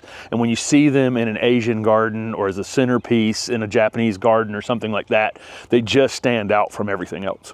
So we might as well jump right over to Dwarf Burford. Again, I'm going to put this one in the medium-sized plant group and the large growing plant group. If you just leave it alone, again, I had one that got, you know, 12 feet tall, and it would have still been growing if it was there today. But again, can easily be kept in that 6 to 8 foot height range. But again, look at the growth habit on this one versus what we just saw on the needle points, where the needle points are very vertical. You see this one's going to spread out as much as it is going to get tall. But again, I'm not knocking this plant in any way. I just think a lot of folks have on a smaller lot. Needlepoint just makes sense. The name Dwarf Burford's a bit deceiving. You would think a plant with a, you know, that's called dwarf something would not get 12 feet tall, but it's dwarf of Burford holly. Burford holly is really a small tree almost. We've seen Burford hollies that are, you know, in the 30-foot plus range. So it is dwarf of that. So, but if you're looking for a broadleaf, shiny, dark green holly like this, it's actually a dwarf. Carissa is the one you're looking for. Camellias are amongst my favorites. You can probably tell that from if you've watched my videos for any length of time. I do love camellias. I'm trying to put some of the more interesting ones in the video here with the large growing plants. This one's called Autumn Rocket, and you can see the fastigiate growth habit it has. It's very unusual this way. Most Camellia sasanquas would have been much wider at this point than this one is. They're not doing anything special to this. This is the way this thing grows. And so if you have a narrow spot where you can use something that gets 10 or 12 feet in height, maybe creep through that eventually, easily controlled though. White flowering, flowers in the fall, mid to late fall, right up until Christmas. Great new burgundy sort of foliage on it during the growing season when it's actively growing. It's absolutely covered in flower buds. It'll be blooming. I'm filming this in September. By October, it'll be showing some color. But look at this. If you've got that little narrow spot where you're trying to cover something on your house, this Autumn Rocket Camellia would be perfect for that. I'm in a sea of Ruby Loropetalum here at Adcock's Nursery in Fuquay, North Carolina. This is actually a nursery you guys can come to if you're interested in looking on their website. They have some open Saturday mornings if you're interested. A lot of the nurseries I go to are mostly wholesale. This one does offer some retail. Ruby Loropetalum is an interesting plant. This is one that I grew for a long time when I had my nursery. Every tag you ever see is going to say 4 to 6 feet by 4 to 6 feet. And it'll absolutely get 4 to 6 feet by 4 to 6 feet, and then it will just keep going. And so, I put this in the medium-sized plant category, but I will tell you, when I left my nursery behind, I had one that was at least 12 feet in height, and it had been pruned several times over the years. So there's no real off switch for this plant, but it's got great purple foliage, there's little frilly witch hazel-like flowers on it in the spring, and you'll see some residual ones even here in September when we're filming this. This one has a lot of the breeding work that's been done on these purple Loropetalum is have the purple all the way through. Ruby has kind of a green center to it that's actually very attractive. The two-tone coloration is very attractive. The flowers are attractive. Definitely worth it as a plant, but for me, I don't necessarily buy this as a kind of mid-sized plant. I buy this one as a screening plant and just let it get whatever size it wants to get over time and let it do its thing, and it'll be beautiful. So we looked at that golden Oakland holly, and I mentioned Oakland and Oakleaf. This is Oakleaf holly. You can see how fastigiate this is, meaning it just wants to go up, you know, directly up, which is great. Again, you know, there's a lot of folks have small lots, and if you're using something like Nellie Stevens holly, which is probably the most popular of these upright hollies, it gets very broad at the base without a lot of really taming it. Whereas Oakland or Oakleaf are going to grow narrow like this, kind of on their own. These are self-fruiting, and so they have the male and female parts on the plant, so they will berry set even with only one plant, but probably will perform better fruiting with more than one plant. But this is oak leaf holly.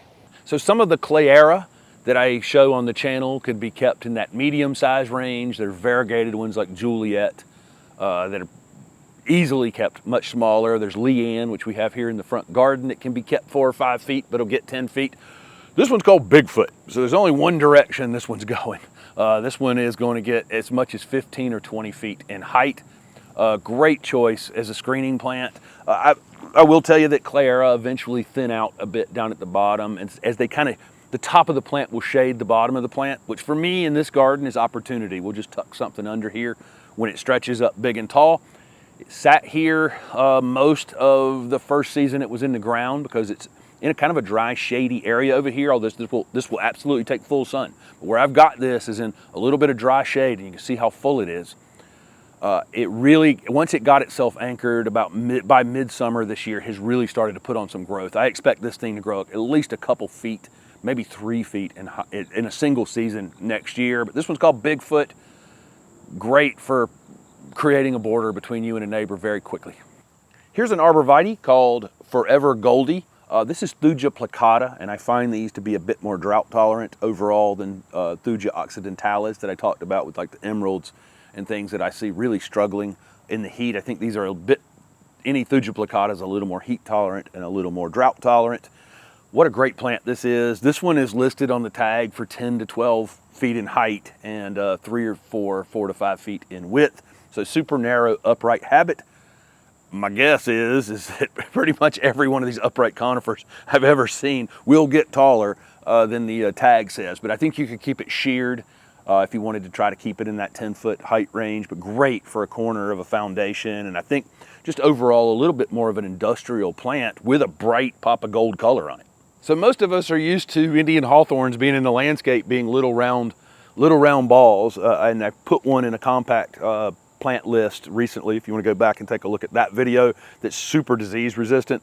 This variety right here is called Rosalinda, and it's big in every way. This one can get 10 to 15 feet in height and equally as wide. Typically grows as a shrub, full down to the ground. This one has actually been limbed up into a small tree. Gets incredible clusters of fragrant pink flowers on it in the spring. They're wildly fragrant. Great plant. Super clean, dark green foliage, but much larger than the dwarf varieties of Indian hawthorn. But this is a great plant. It's not quite as cold hardy as the dwarf, some of the dwarf varieties that we tend to list in zone 7. This one's definitely listed for zone 8.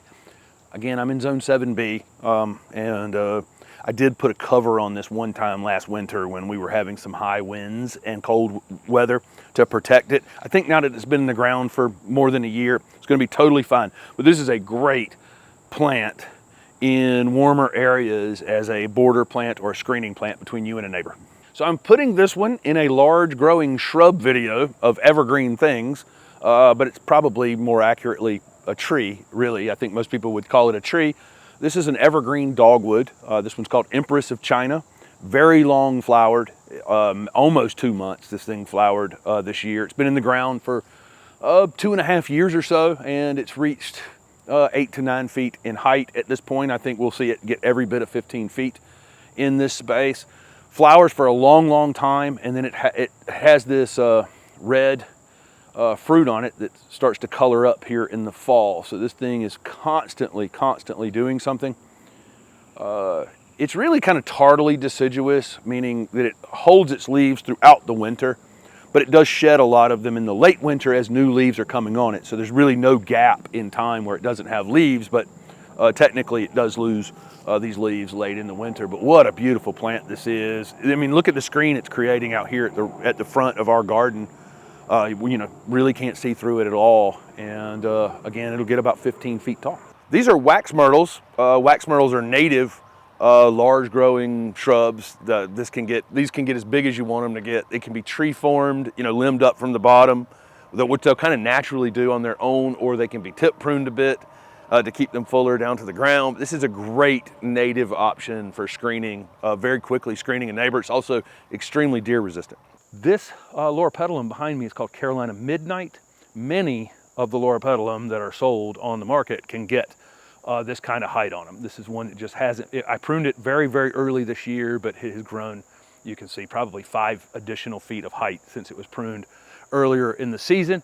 Beautiful purple foliage, beautiful pink frilly flowers on it in the spring, and then it'll get some residual flowers on it. I'm gonna absolutely cut this one in half in the late winter this year. But again, it's gonna try to jump up 4 or 5 feet. In the compact plant video, there's Purple Daydream, so there are dwarf ones. I've got one called Emerald Snow that's kind of a mid-size growing, white flowering one with green foliage. So there are loropetalum that will stay smaller, but most of the old varieties and even a lot of the new varieties will do this. You know, and so keep that in mind. They're not, make sure you're getting one, if you're gonna put it on a foundation, make sure it's not one of the larger growing one or ones that can grow this fast. Early Wonder Camellia. This is a Camellia japonica that's just very, very interesting because it actually blooms in the fall. Most Camellia japonicas bloom in February, March, April, you know, after they get some cold on them during the winter time. They do carry their flower buds, you know, through the winter and then open at that time. This one will actually start opening flowers at the same time the Camellia sasanquas bloom in the fall, and then just continue to bloom anytime it has warm days from then right on through March and April. We had flowers on this thing for almost 6 months last year. Really amazing, formal double flower, beautiful, beautiful pink. This one is listed 6 to 8 feet on the tag. It's a Camellia japonica that has an upright habit. Almost certainly it's going to probably blow through 10 feet if you let it. So it can go in a large area or could be maintained more in the under 8 foot size, in that mid-size category. Next up is one of my absolute favorites. This is a Fortune's Osmanthus. This is a named variety called Fruitlandii. It was actually found at Fruitland Nursery in the process of it becoming Augusta National Golf Course. Believe it or not, Augusta National was one of the oldest nurseries, oldest plant growing nursery sites in America before it became the golf course that we know. Fortune's Osmanthus is a cross between Osmanthus fragrans and Osmanthus heterophyllus. It gets a lot more of the cold hardiness from one and the flowering from fragrans. So it's a bit more cold hardy than Osmanthus fragrans. If you're in zone 7, this one's definitely probably the better plant, and it blooms just as heavily. These bloom in an odd time of year. They tend to bloom in October, November, then again in March and April. Fast growing evergreen. We call these false hollies because they look wicked. They actually have little serrated edges on the leaves, but look what I can do here. This is kind of super interesting. So that's why they're called false hollies, because they don't hurt you at all. This is Illicium henryi, or Chinese anise tree. We actually have native Illicium to the southeast United States, Mexico. There's several in North America, and then there's several in China, in the Southeast Asia as well. This one has kind of an orangey red flower on it. Gets quite big, 20 feet in height. Great screening choice. Really tough plants. Almost all Illicium, when you plant them, they can seem a little wimpy at first. They'll wilt quite a bit, but once they get rooted into the ground, just a really industrial plant. The foliage has that anise smell to it when you break the leaves. Extremely deer resistant, although I was told recently by Mark Wethington at the Ralston Arboretum that he's had deer snacking on a couple of his Illicium. That seems highly unusual. Kind of an interesting story. I hope that doesn't become the case, because this has been one of our kind of go-to plants for deer resistance. But this is the Chinese anise tree, Illicium henryi. This is a camellia called Winter Snowman. It's a white flowering camellia. It's actually zone 6 hardy. This is one of the Ackerman hybrids, which there are a lot of that you can look up that are considered more cold hardy. It's a It's a hybrid between several different species of camellias. Still great flowering. This one will flower mid to late fall up right through December every year. Beautiful evergreen foliage. The new growth on this one is really, really nice. It's kind of almost a burgundy color on it. It'll be slow growing to start. After a while though, it'll pick up some pace in the future and get some height on it. This one can be maintained at 4 or 5 feet in height, all the way up to 12 feet in height. So kind of pick how you would want to use this plant.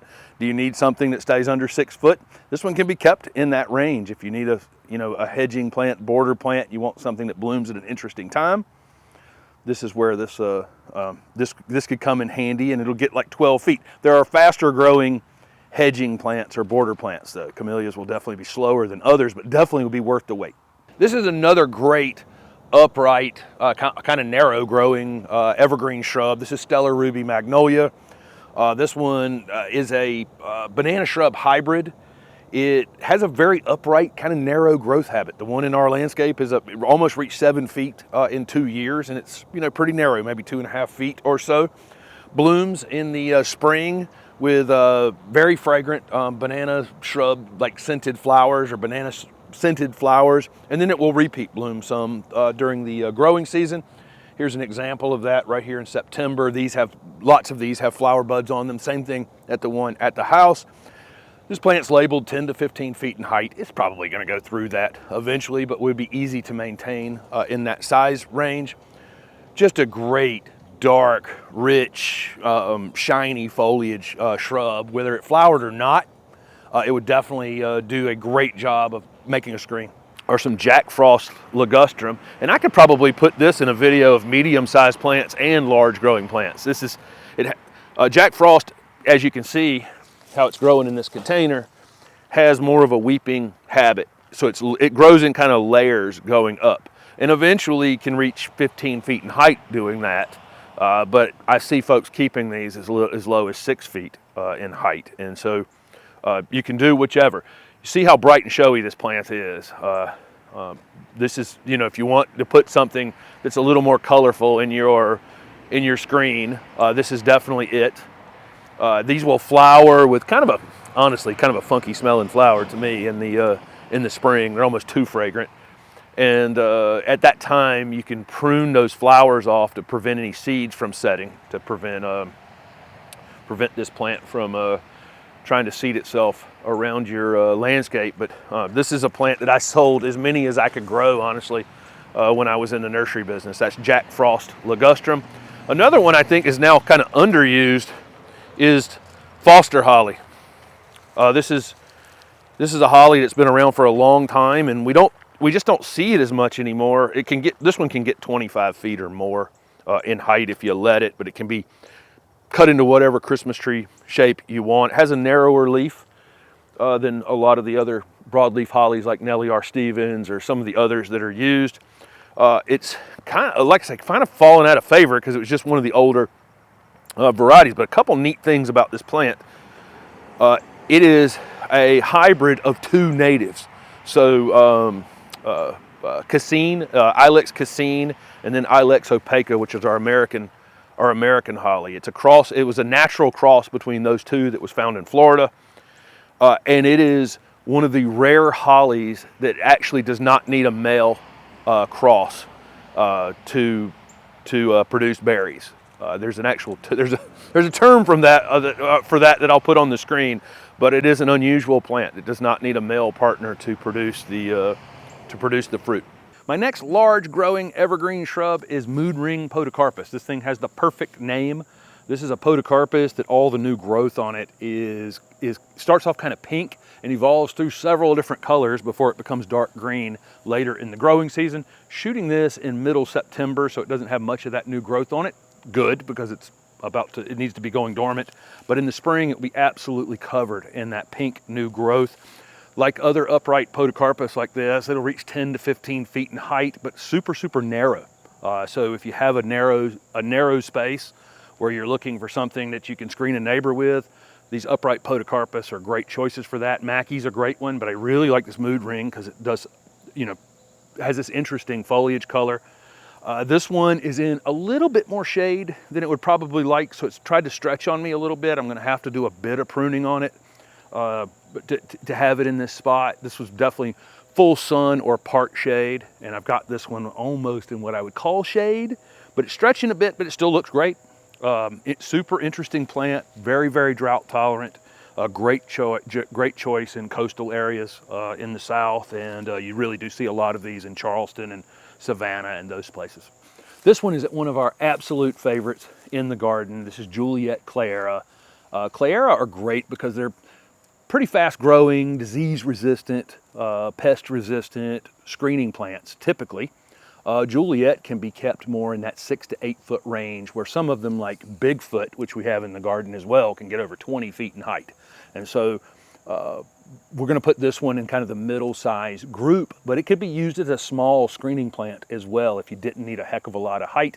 One thing I'll say about it though is variegated plants tend to grow a little bit slower than their green counterparts, so it might take a little while longer if you were going to use it as a screening plant. But any kind of mixed border in front of larger growing things with a green backdrop behind it, it really makes this variegation pop. On the corner of a foundation would be the perfect place for this plant. It'll grow into full sun or part shade, probably grow in even a little bit deeper shade, just going to stretch a bit. You'd have to do a little bit of pruning on it, but what an evergreen.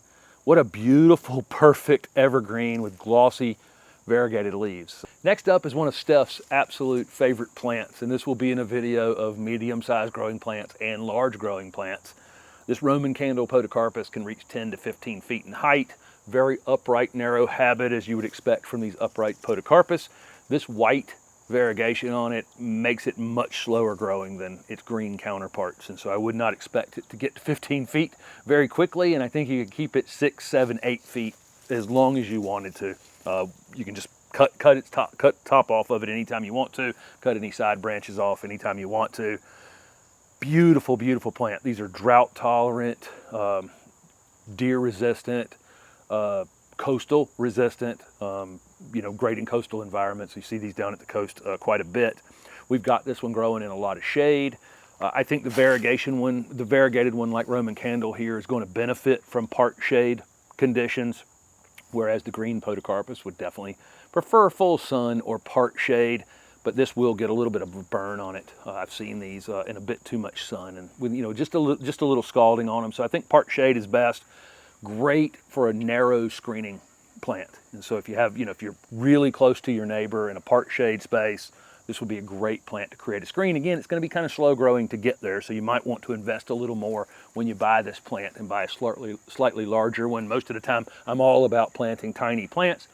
This one you might splurge just to skip a season or two. It would also be great in a mixed screen as an accent. So if you're using lots of green things in your screen, a couple of these scattered in it would really, really stand. This is a Thuja occidentalis called De Groot's Spire, and I grew this one for years. It's a really interesting plant.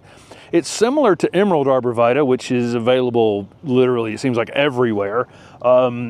This one is a little less available, but I think it has probably a little more usefulness overall than Emerald because it stays overall narrower. So it has a little more upright, narrow habit than Emerald Arborvitae does. A little less soft textured. I mean, it's still super soft to the touch, but Emerald has, is really, really soft textured. They can get, I've seen these as tall as 18 feet or so, but typically, in gardens, we'll see these over about a 10-year period of time, probably around 12, 14 feet, something like that, with a narrow habit. They can be sheared to be really narrow, but even if it's not sheared, it's going to be 15 feet tall and 4 feet wide, something like that. These are native to the Northeast United States and up into Canada and the high mountains in North Carolina and Virginia, but not as heat tolerant as some others. So people in zone 4, 5, 6, these are going to be fantastic. By the time you get into zone 7B and 8A, they will grow there, but you need to keep an eye on watering them. We see rows of Emerald Arborvitae and other upright Thuja occidentalis just drop, every third one dying in rows when in super hot summers like we had last year, where we went an extended period of time without water. Top couple inches gets dry, you need to water this plant for sure. This one's got a little bit of thinning on the interior. This is kind of normal. in the fall. I like to point some things out in these little short videos like this occasionally, that if you see that interior thinning a little bit in the fall, that's pretty normal. The new growth will come out in the spring and cover it right back up. This is Ilex vomitoria pendula, otherwise known as weeping Yaupon holly. This is a native to the southeast, but this is an interesting weeping form of our southeastern native Yaupon holly. So you'll see videos on the channel with dwarf Yaupon hollies, full-size tree-like Yaupon hollies, and then here's a weeping Yaupon holly. These are hardy in zone 7 to 9, so this is definitely a southern plant, but they will tolerate all kinds of abuse, basically, wet and dry, and sun and even shade. We see these growing in some shade, you know, just kind of all over the place. They need male and female. They need a male and female partner to have berries on them, but they get small white flowers here in the spring. As we're filming this in the beginning of April, I can see it budding up along the stems to flowers. So very small white flowers on it. New growth comes out on it, maybe slightly a burgundy, a little bit of a burgundy hue on most Yaupon hollies. We did a video, if you go back and look on the channel, about Yaupon tea. This is actually a plant that has caffeine in it. We don't typically use the weeping form. This one's more of obviously an ornamental plant. It's going to be a great corner foundation piece. They can get quite big in time, so keep in mind you probably will have to do some size control on it at some point, depending on the size of your house. Good candidate for screening plant, good plant as just a specimen plant, you know, just a one-off. You're not going to grow 2 of these the same. You know, we probably have 20 of these of size in our neighborhood in Raleigh, and none of the 20 of them look similar in any way, shape, or form. One's 8 feet tall and really wide, and there's 2 in front of the elementary school that are probably 25 feet tall and kind of narrow and thin because they've been in a lot of shade. So kind of all over the place, but really a great native plant, a great selection of a native plant. I love the gray stems. This is one of the giveaways for it being a Yaupon holly, is this kind of gray stem with this really rich green foliage on it, but that's weeping Yaupon. This is a really cool holly. This one's called Miss Patricia. It's a latifolia hybrid. It looks absolutely wicked, but these actually aren't bad at all. It's kind of wild. I mean, I guess you could figure out how to hurt yourself in here if you tried long enough, but it's actually pretty soft to the touch. You can see this really upright, narrow habit. These have been sheared a bit to keep them this narrow, but it does have a narrow upright habit. A little slower growing. This one's actually considered a dwarf for an upright holly. So in about 10 years, this one will be 8 to 10 feet, something like that. Ultimately get taller than that, you know, in the future, but kind of a little slightly slower to get there. Probably fits a lot of what people are thinking about for a screening plant. I mean, that's kind of the sweet spot, right? 8 to 10 feet, something like that. Very full down to the ground. It gets white flowers and red berries, just like any other. This one was, I think, from a breeder down in Sims, Alabama. There are a lot of nurseries down in that area. Again, I really am drawn to this one when you see it. It has a slightly smaller foliage, slightly slower growing. But ultimately, you know, sometimes we get that screening plant that grows 3 feet a year and then have regrets when it's 40 feet tall. So this one may take you a couple years longer to get there, but I think it's going to be well worth the wait. Again, corner foundation plant as well would be another option for this one. This is an Osmanthus heterophyllus called Kaori Hime. Really awesome Osmanthus. It has the same leaves as the other plants in this species, but they're only about a ½ inch long. So it has this really wild, compact habit. I believe Ted Stevens was the person who brought this one back from Japan, and I think I had read that he thought it was only going to get 2 or 3 feet because it was, you know, had this really tiny foliage on it compared to the rest of the plants in this species, but it gets quite a bit bigger than that. So, but you can control the size of it, any size you want, but ultimately it's going to get pretty big, a little slower growing than some of the other Osmanthus that we could have. Hardy in zone 6 to 9, but definitely in zone 6. If you're doing an Osmanthus like this, you're probably going to, not out on the edge of the property in zone 6A, someplace that's slightly more protected. Blooms like crazy, has great fragrance on it. Sometimes these can be, sometimes a few of these Osmanthus can be a little shy to flower initially. So it might take a couple years in the ground before you're seeing flowers on them. They bloom in the cool season. When the soil temperature starts to drop, the days get a little bit shorter. You'll see the flowers on these. And again, they're incredibly fragrant. like other osmanthus. And this one just has such a cool habit. And it can be really sheared very tight. We've seen these sheared very tight or allowed to just kind of grow as a looser form. And they'll get some size on them in the future. But you can, again, keep it any size you want. This is kind of a fun one. This is Chamaecyparis obtusa gracilis, otherwise known as slender Hinoki cypress. This one grows very fastigiate, upright, if it's allowed to. It can be, if it ever gets top pruned, you know, if you start pruning on the top of it, it will get wider. So I've seen them a little bit wider, but if you just let this thing grow, it becomes this very unusual, almost like telephone pole like growth on it in the future. Just like other Chamaecyparis obtusas, it's soft to the touch. All these false cypresses, so they kind of play nice in our gardens. This one's hardy in zone 4 to 8. In zone 8, it probably would appreciate not being in sun for 15 hours in July. So if you can put it where it'll get a lot of morning sun, early afternoon sun, and late day shade, that's probably beneficial overall to these. But I just think it has one of the more interesting growth habits for conifers. And again, it can become kind of a screening plant, but not super full. Be a great corner addition to a foundation planting, and or just as a standalone super interesting piece where you just leave it alone, see what it does. If you planted 5 of these, you wouldn't get 2 that looked alike. If you just let them go and let them do their thing and become kind of whatever it does, it does. This is a super interesting plant. This is a banana shrub hybrid called Serendipity. And we filmed this one at the J.C. Ralston Arboretum with Mark Wethington one time. And the one at the Ralston is probably 15 feet tall and full basically to the ground. So this is a great screening plant option. These in these 25-gallon containers are being limbed up into small trees, as you can see. So it can be a specimen plant limbed up into a small tree or top pruned a little bit and allowed to stay full to the ground. This one has a white, kind of off-white flower on it, very fragrant, but weirdly, to me, I only get the scent on these banana shrub and banana shrub hybrids late in the day, so around 5 or 6 o'clock in our garden in Raleigh. The entire garden will be full of this fragrance from ours, which is, we have Serendipity newly planted, but then we also have Stellar Ruby. Stellar Ruby has more of a kind of a burgundy-ish color flower on it, really dark flower. Serendipity, again, off-white flowers. This one came from Bobby Green, who has bred a lot of the camellias that I've shown off on the channel for years, the October Magic series of camellias that are in the Southern Living Plant Collection. He sent this to the J.C. Ralston Arboretum, and it was such a standout in the garden, and he had not given it a name. It was just a code or something like that.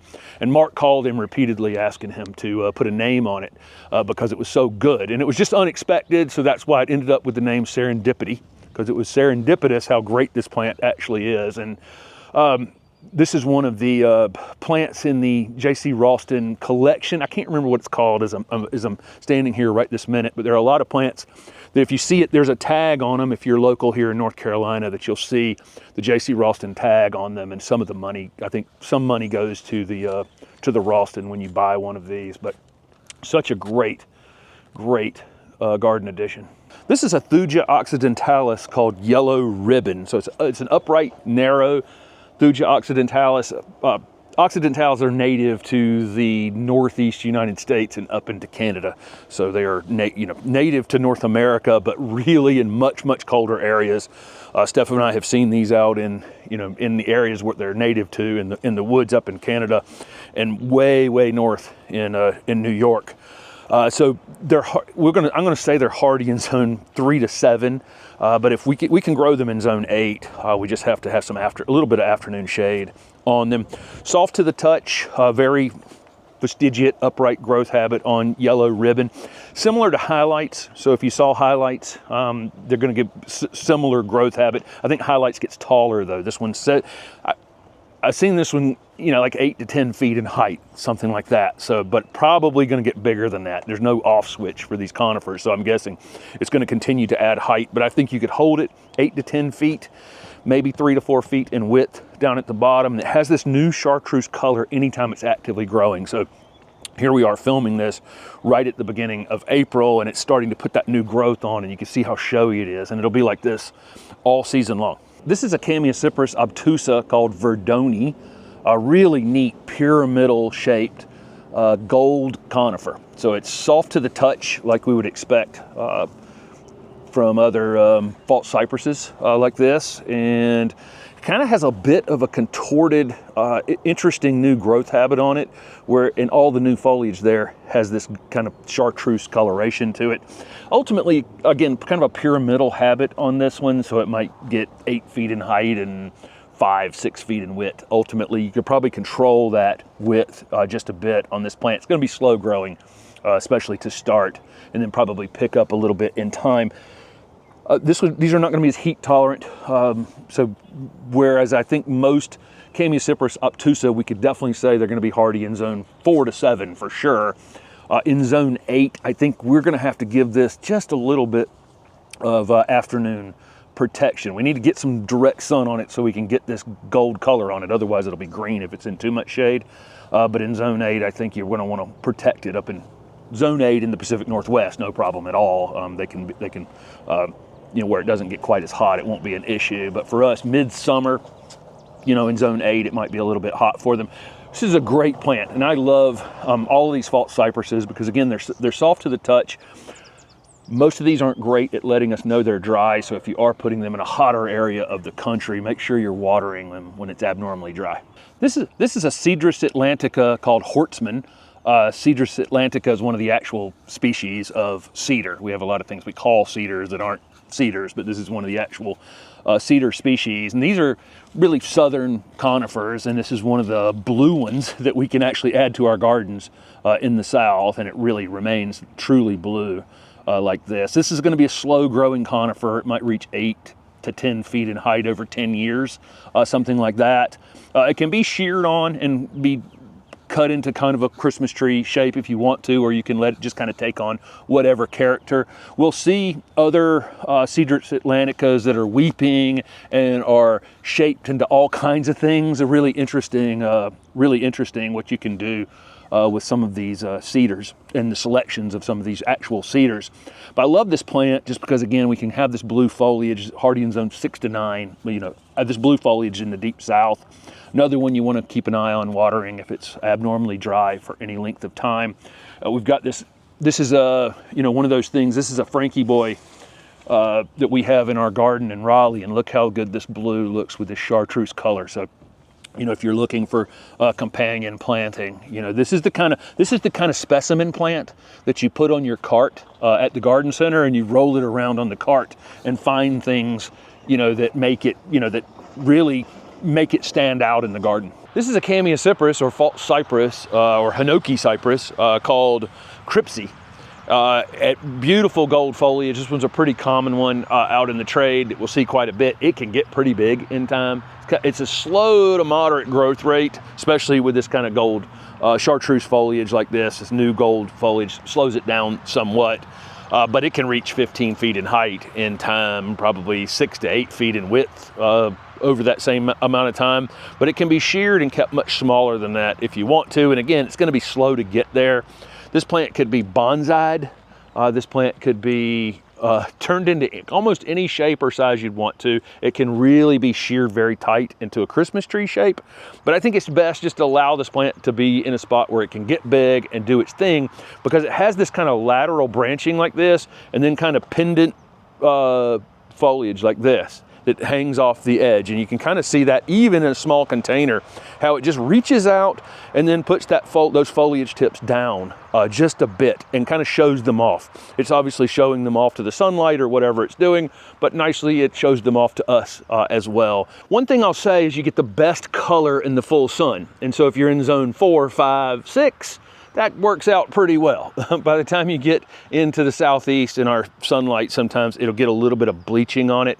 And here at the nursery, I can see in early June where we've gone from bright chartreuse yellow to a little bit of a white showing up just in the top of the plant. And that's a little bit of bleaching I'm talking about, where the color doesn't hold up quite as well in full sun. So if you had a spot in the southeast where you got a lot of morning sun and you could get this thing in the shade by 1 or 2 o'clock in the afternoon, that would probably be slightly better to prevent this thing from really getting any damage on it. But you do need direct sun to keep this rich color. One of our absolute favorite conifers is Picea omerica. These are not really hardy in our zone 8 garden in Raleigh, typically zones 4 to 7, something like that. This one is called Gotelli Weeping right here, and stuff was just out wider on it there. This one probably 25 feet in a reasonable amount of time in your garden. This one's gotten bigger than that because it's been in this Isley display garden for a long time. You can see the beautiful blue in the new growth on it, and then the interior of it is a slightly darker green. And then it has the coolest, like, pendulant arching branches. And what I mean by that is you get this arching branch that comes off the side, and then everything is hanging off the side of it. So it's like all the individual small branches are weeping, but the main branches are arching like this. And it has the coolest look to it, as it goes up. And what you'll see is it's kind of a looser form down here at the bottom, which is kind of normal, a little wider, looser look. And up at the top, you get a much tighter growing, formal looking plant. But what a fantastic specimen this is here in the Isley garden. If you're in zone 4 to 7 and you want a large conifer that's just like a masterpiece in the garden, this is definitely the one. This is a cool Pinus parviflora, or Japanese white pine, called Goldilocks. This one has obviously had some manipulative pruning on it, but they do, Japanese white pines do tend to end up with this kind of windswept look a little bit in the landscape, and you'll see them frequently used in Japanese gardens for that reason, or places where somebody's trying to get an really interesting plant. Lots of selections of Japanese white pines we see all over the place. This one's interesting. It's called Goldilocks. I see the only gold that's really in this one right now is up in the very top of it, and I can't even film that up there. It's right at the very top because it does need some direct sun to get that yellow color. So you're playing a balancing act. These are hardy in like zone 5 to 7, so it's not necessarily the most cold hardy thing in the world. It's not like it's zone 3 or 4 cold hardy like a lot of these other conifers are. And then it's not necessarily all that heat tolerant either. So you have to play a delicate balance with one where you're trying to get gold color in it between sun and shade. So the top of this, the footprint down here is in the shade most of the day, I think, and that top part sticking up there and getting some good light, and it's got that good yellow color on it. Unfortunately, it's way up there, and I can't really see it. I don't need this one to be yellow. This, with the pruning that they've done on it, the little bit of manipulation they've done on it, and that kind of windswept look that they always have turned this into a super interesting Japanese white pine. This is Pinus strobus pendula, a weeping eastern white pine. I've always loved eastern white pines, but they're not quite as hardy as they need to be for the Raleigh area, not that heat tolerant. We used to sell them as live Christmas trees at the garden center as a kid. I'm sure none of those, I can't imagine any of those are alive in Raleigh at this point, balled and burlapped. But this is pendula. It's got a weeping habit. There are a couple sports of this out on the market that stay much, much smaller than this if you want this look, but not in a, I don't know how tall this one is, 40 feet. Stuff was back there originally. It kind of has a tight spire up at the very top of it. And then these big, giant weeping branches that weep all the way down to the ground here. Soft textured, just as you would expect from a white pine, and our native white pine to North Carolina. And it has this blue-green foliage with a little bit of white in it as well. You're seeing a little bit of the needle drop that you would expect from conifers. We're filming this in October, so you're going to get a little bit of this interior thinning we would expect to see, but then the needles that remain, depending on the time of day, depending on how you're looking at them, depending on how the wind is blowing around them, they'll look a little blue, they'll look a little white, they'll look a little green. Beautiful, beautiful plants. And this pendula is just an incredible specimen of weeping eastern white pine. This is actually a really cool Leyland cypress, and I've probably been very harsh on Leyland cypress over the years just because the size that they get can ultimately be an issue in landscapes, and there's some other disease issues that have come up in them. This is one of the most confused things for Latin names. It's been Hesperatropsis.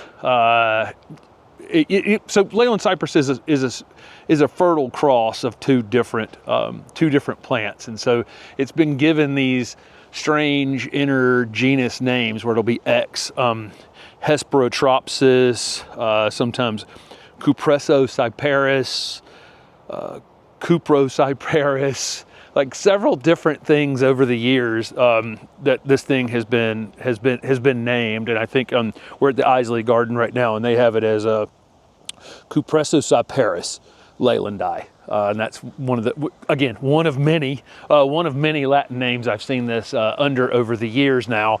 It's kind of evolved over the years of what to actually call this intergenus hybrid. But this one's called Shorty, and look how awesome this plant is. I never thought I'd say that about a Leyland cypress, but it's really super compact, super fastigiate. You know, it's very, very upright. It doesn't have any of the, you know, the branching, you know, that kind of sends out from the center that ends up too wide at the base. But this would be more of a screening plant that most people would be plenty of height here, right? Plenty of height, plenty of width. If something does go wrong with it in the future, it's not going to cost you $1,000 a piece to have them cut out of the garden. You know, if something does go wrong in the future, soft to the touch, you know, all the things that, you know, Leylands do. But again, a much more compact version of it called Shorty. This is a cool selection of Pinus puce, which is the Macedonia pine, Balkans pine, I think is another common name for it. This is an Isley selection, this beautiful blue, and I think they say in their catalog it was a selection from one called Glauco, where that's where you would get that blue form for it. It's incredibly compact. I think normally the straight species of Pinus puce get 60 feet tall, something like that. And this is, I think in the catalog, what do they say, Steph, 20 feet or something? 20 feet ultimately, but it's called Pacific Blue.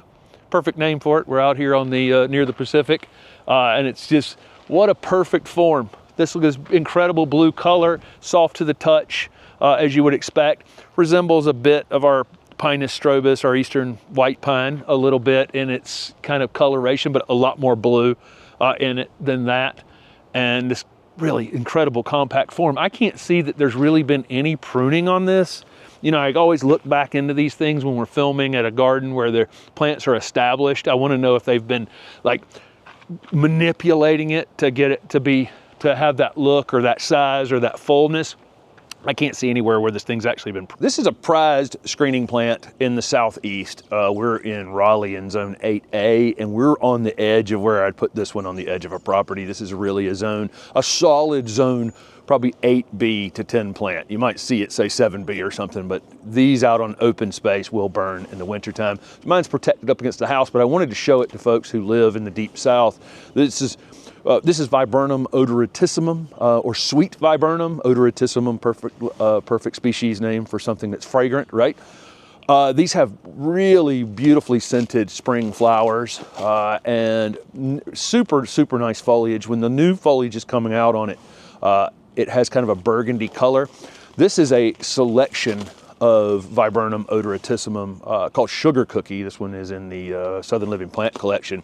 You can see its compact form. We've never pruned this. This has been sitting here now for about 4 years and it's never been pruned. I might do a little bit of pruning up here on the top after it flowers this spring because it's stretching just a bit up there, and it might start to get a little taller than I want it in this particular spot. But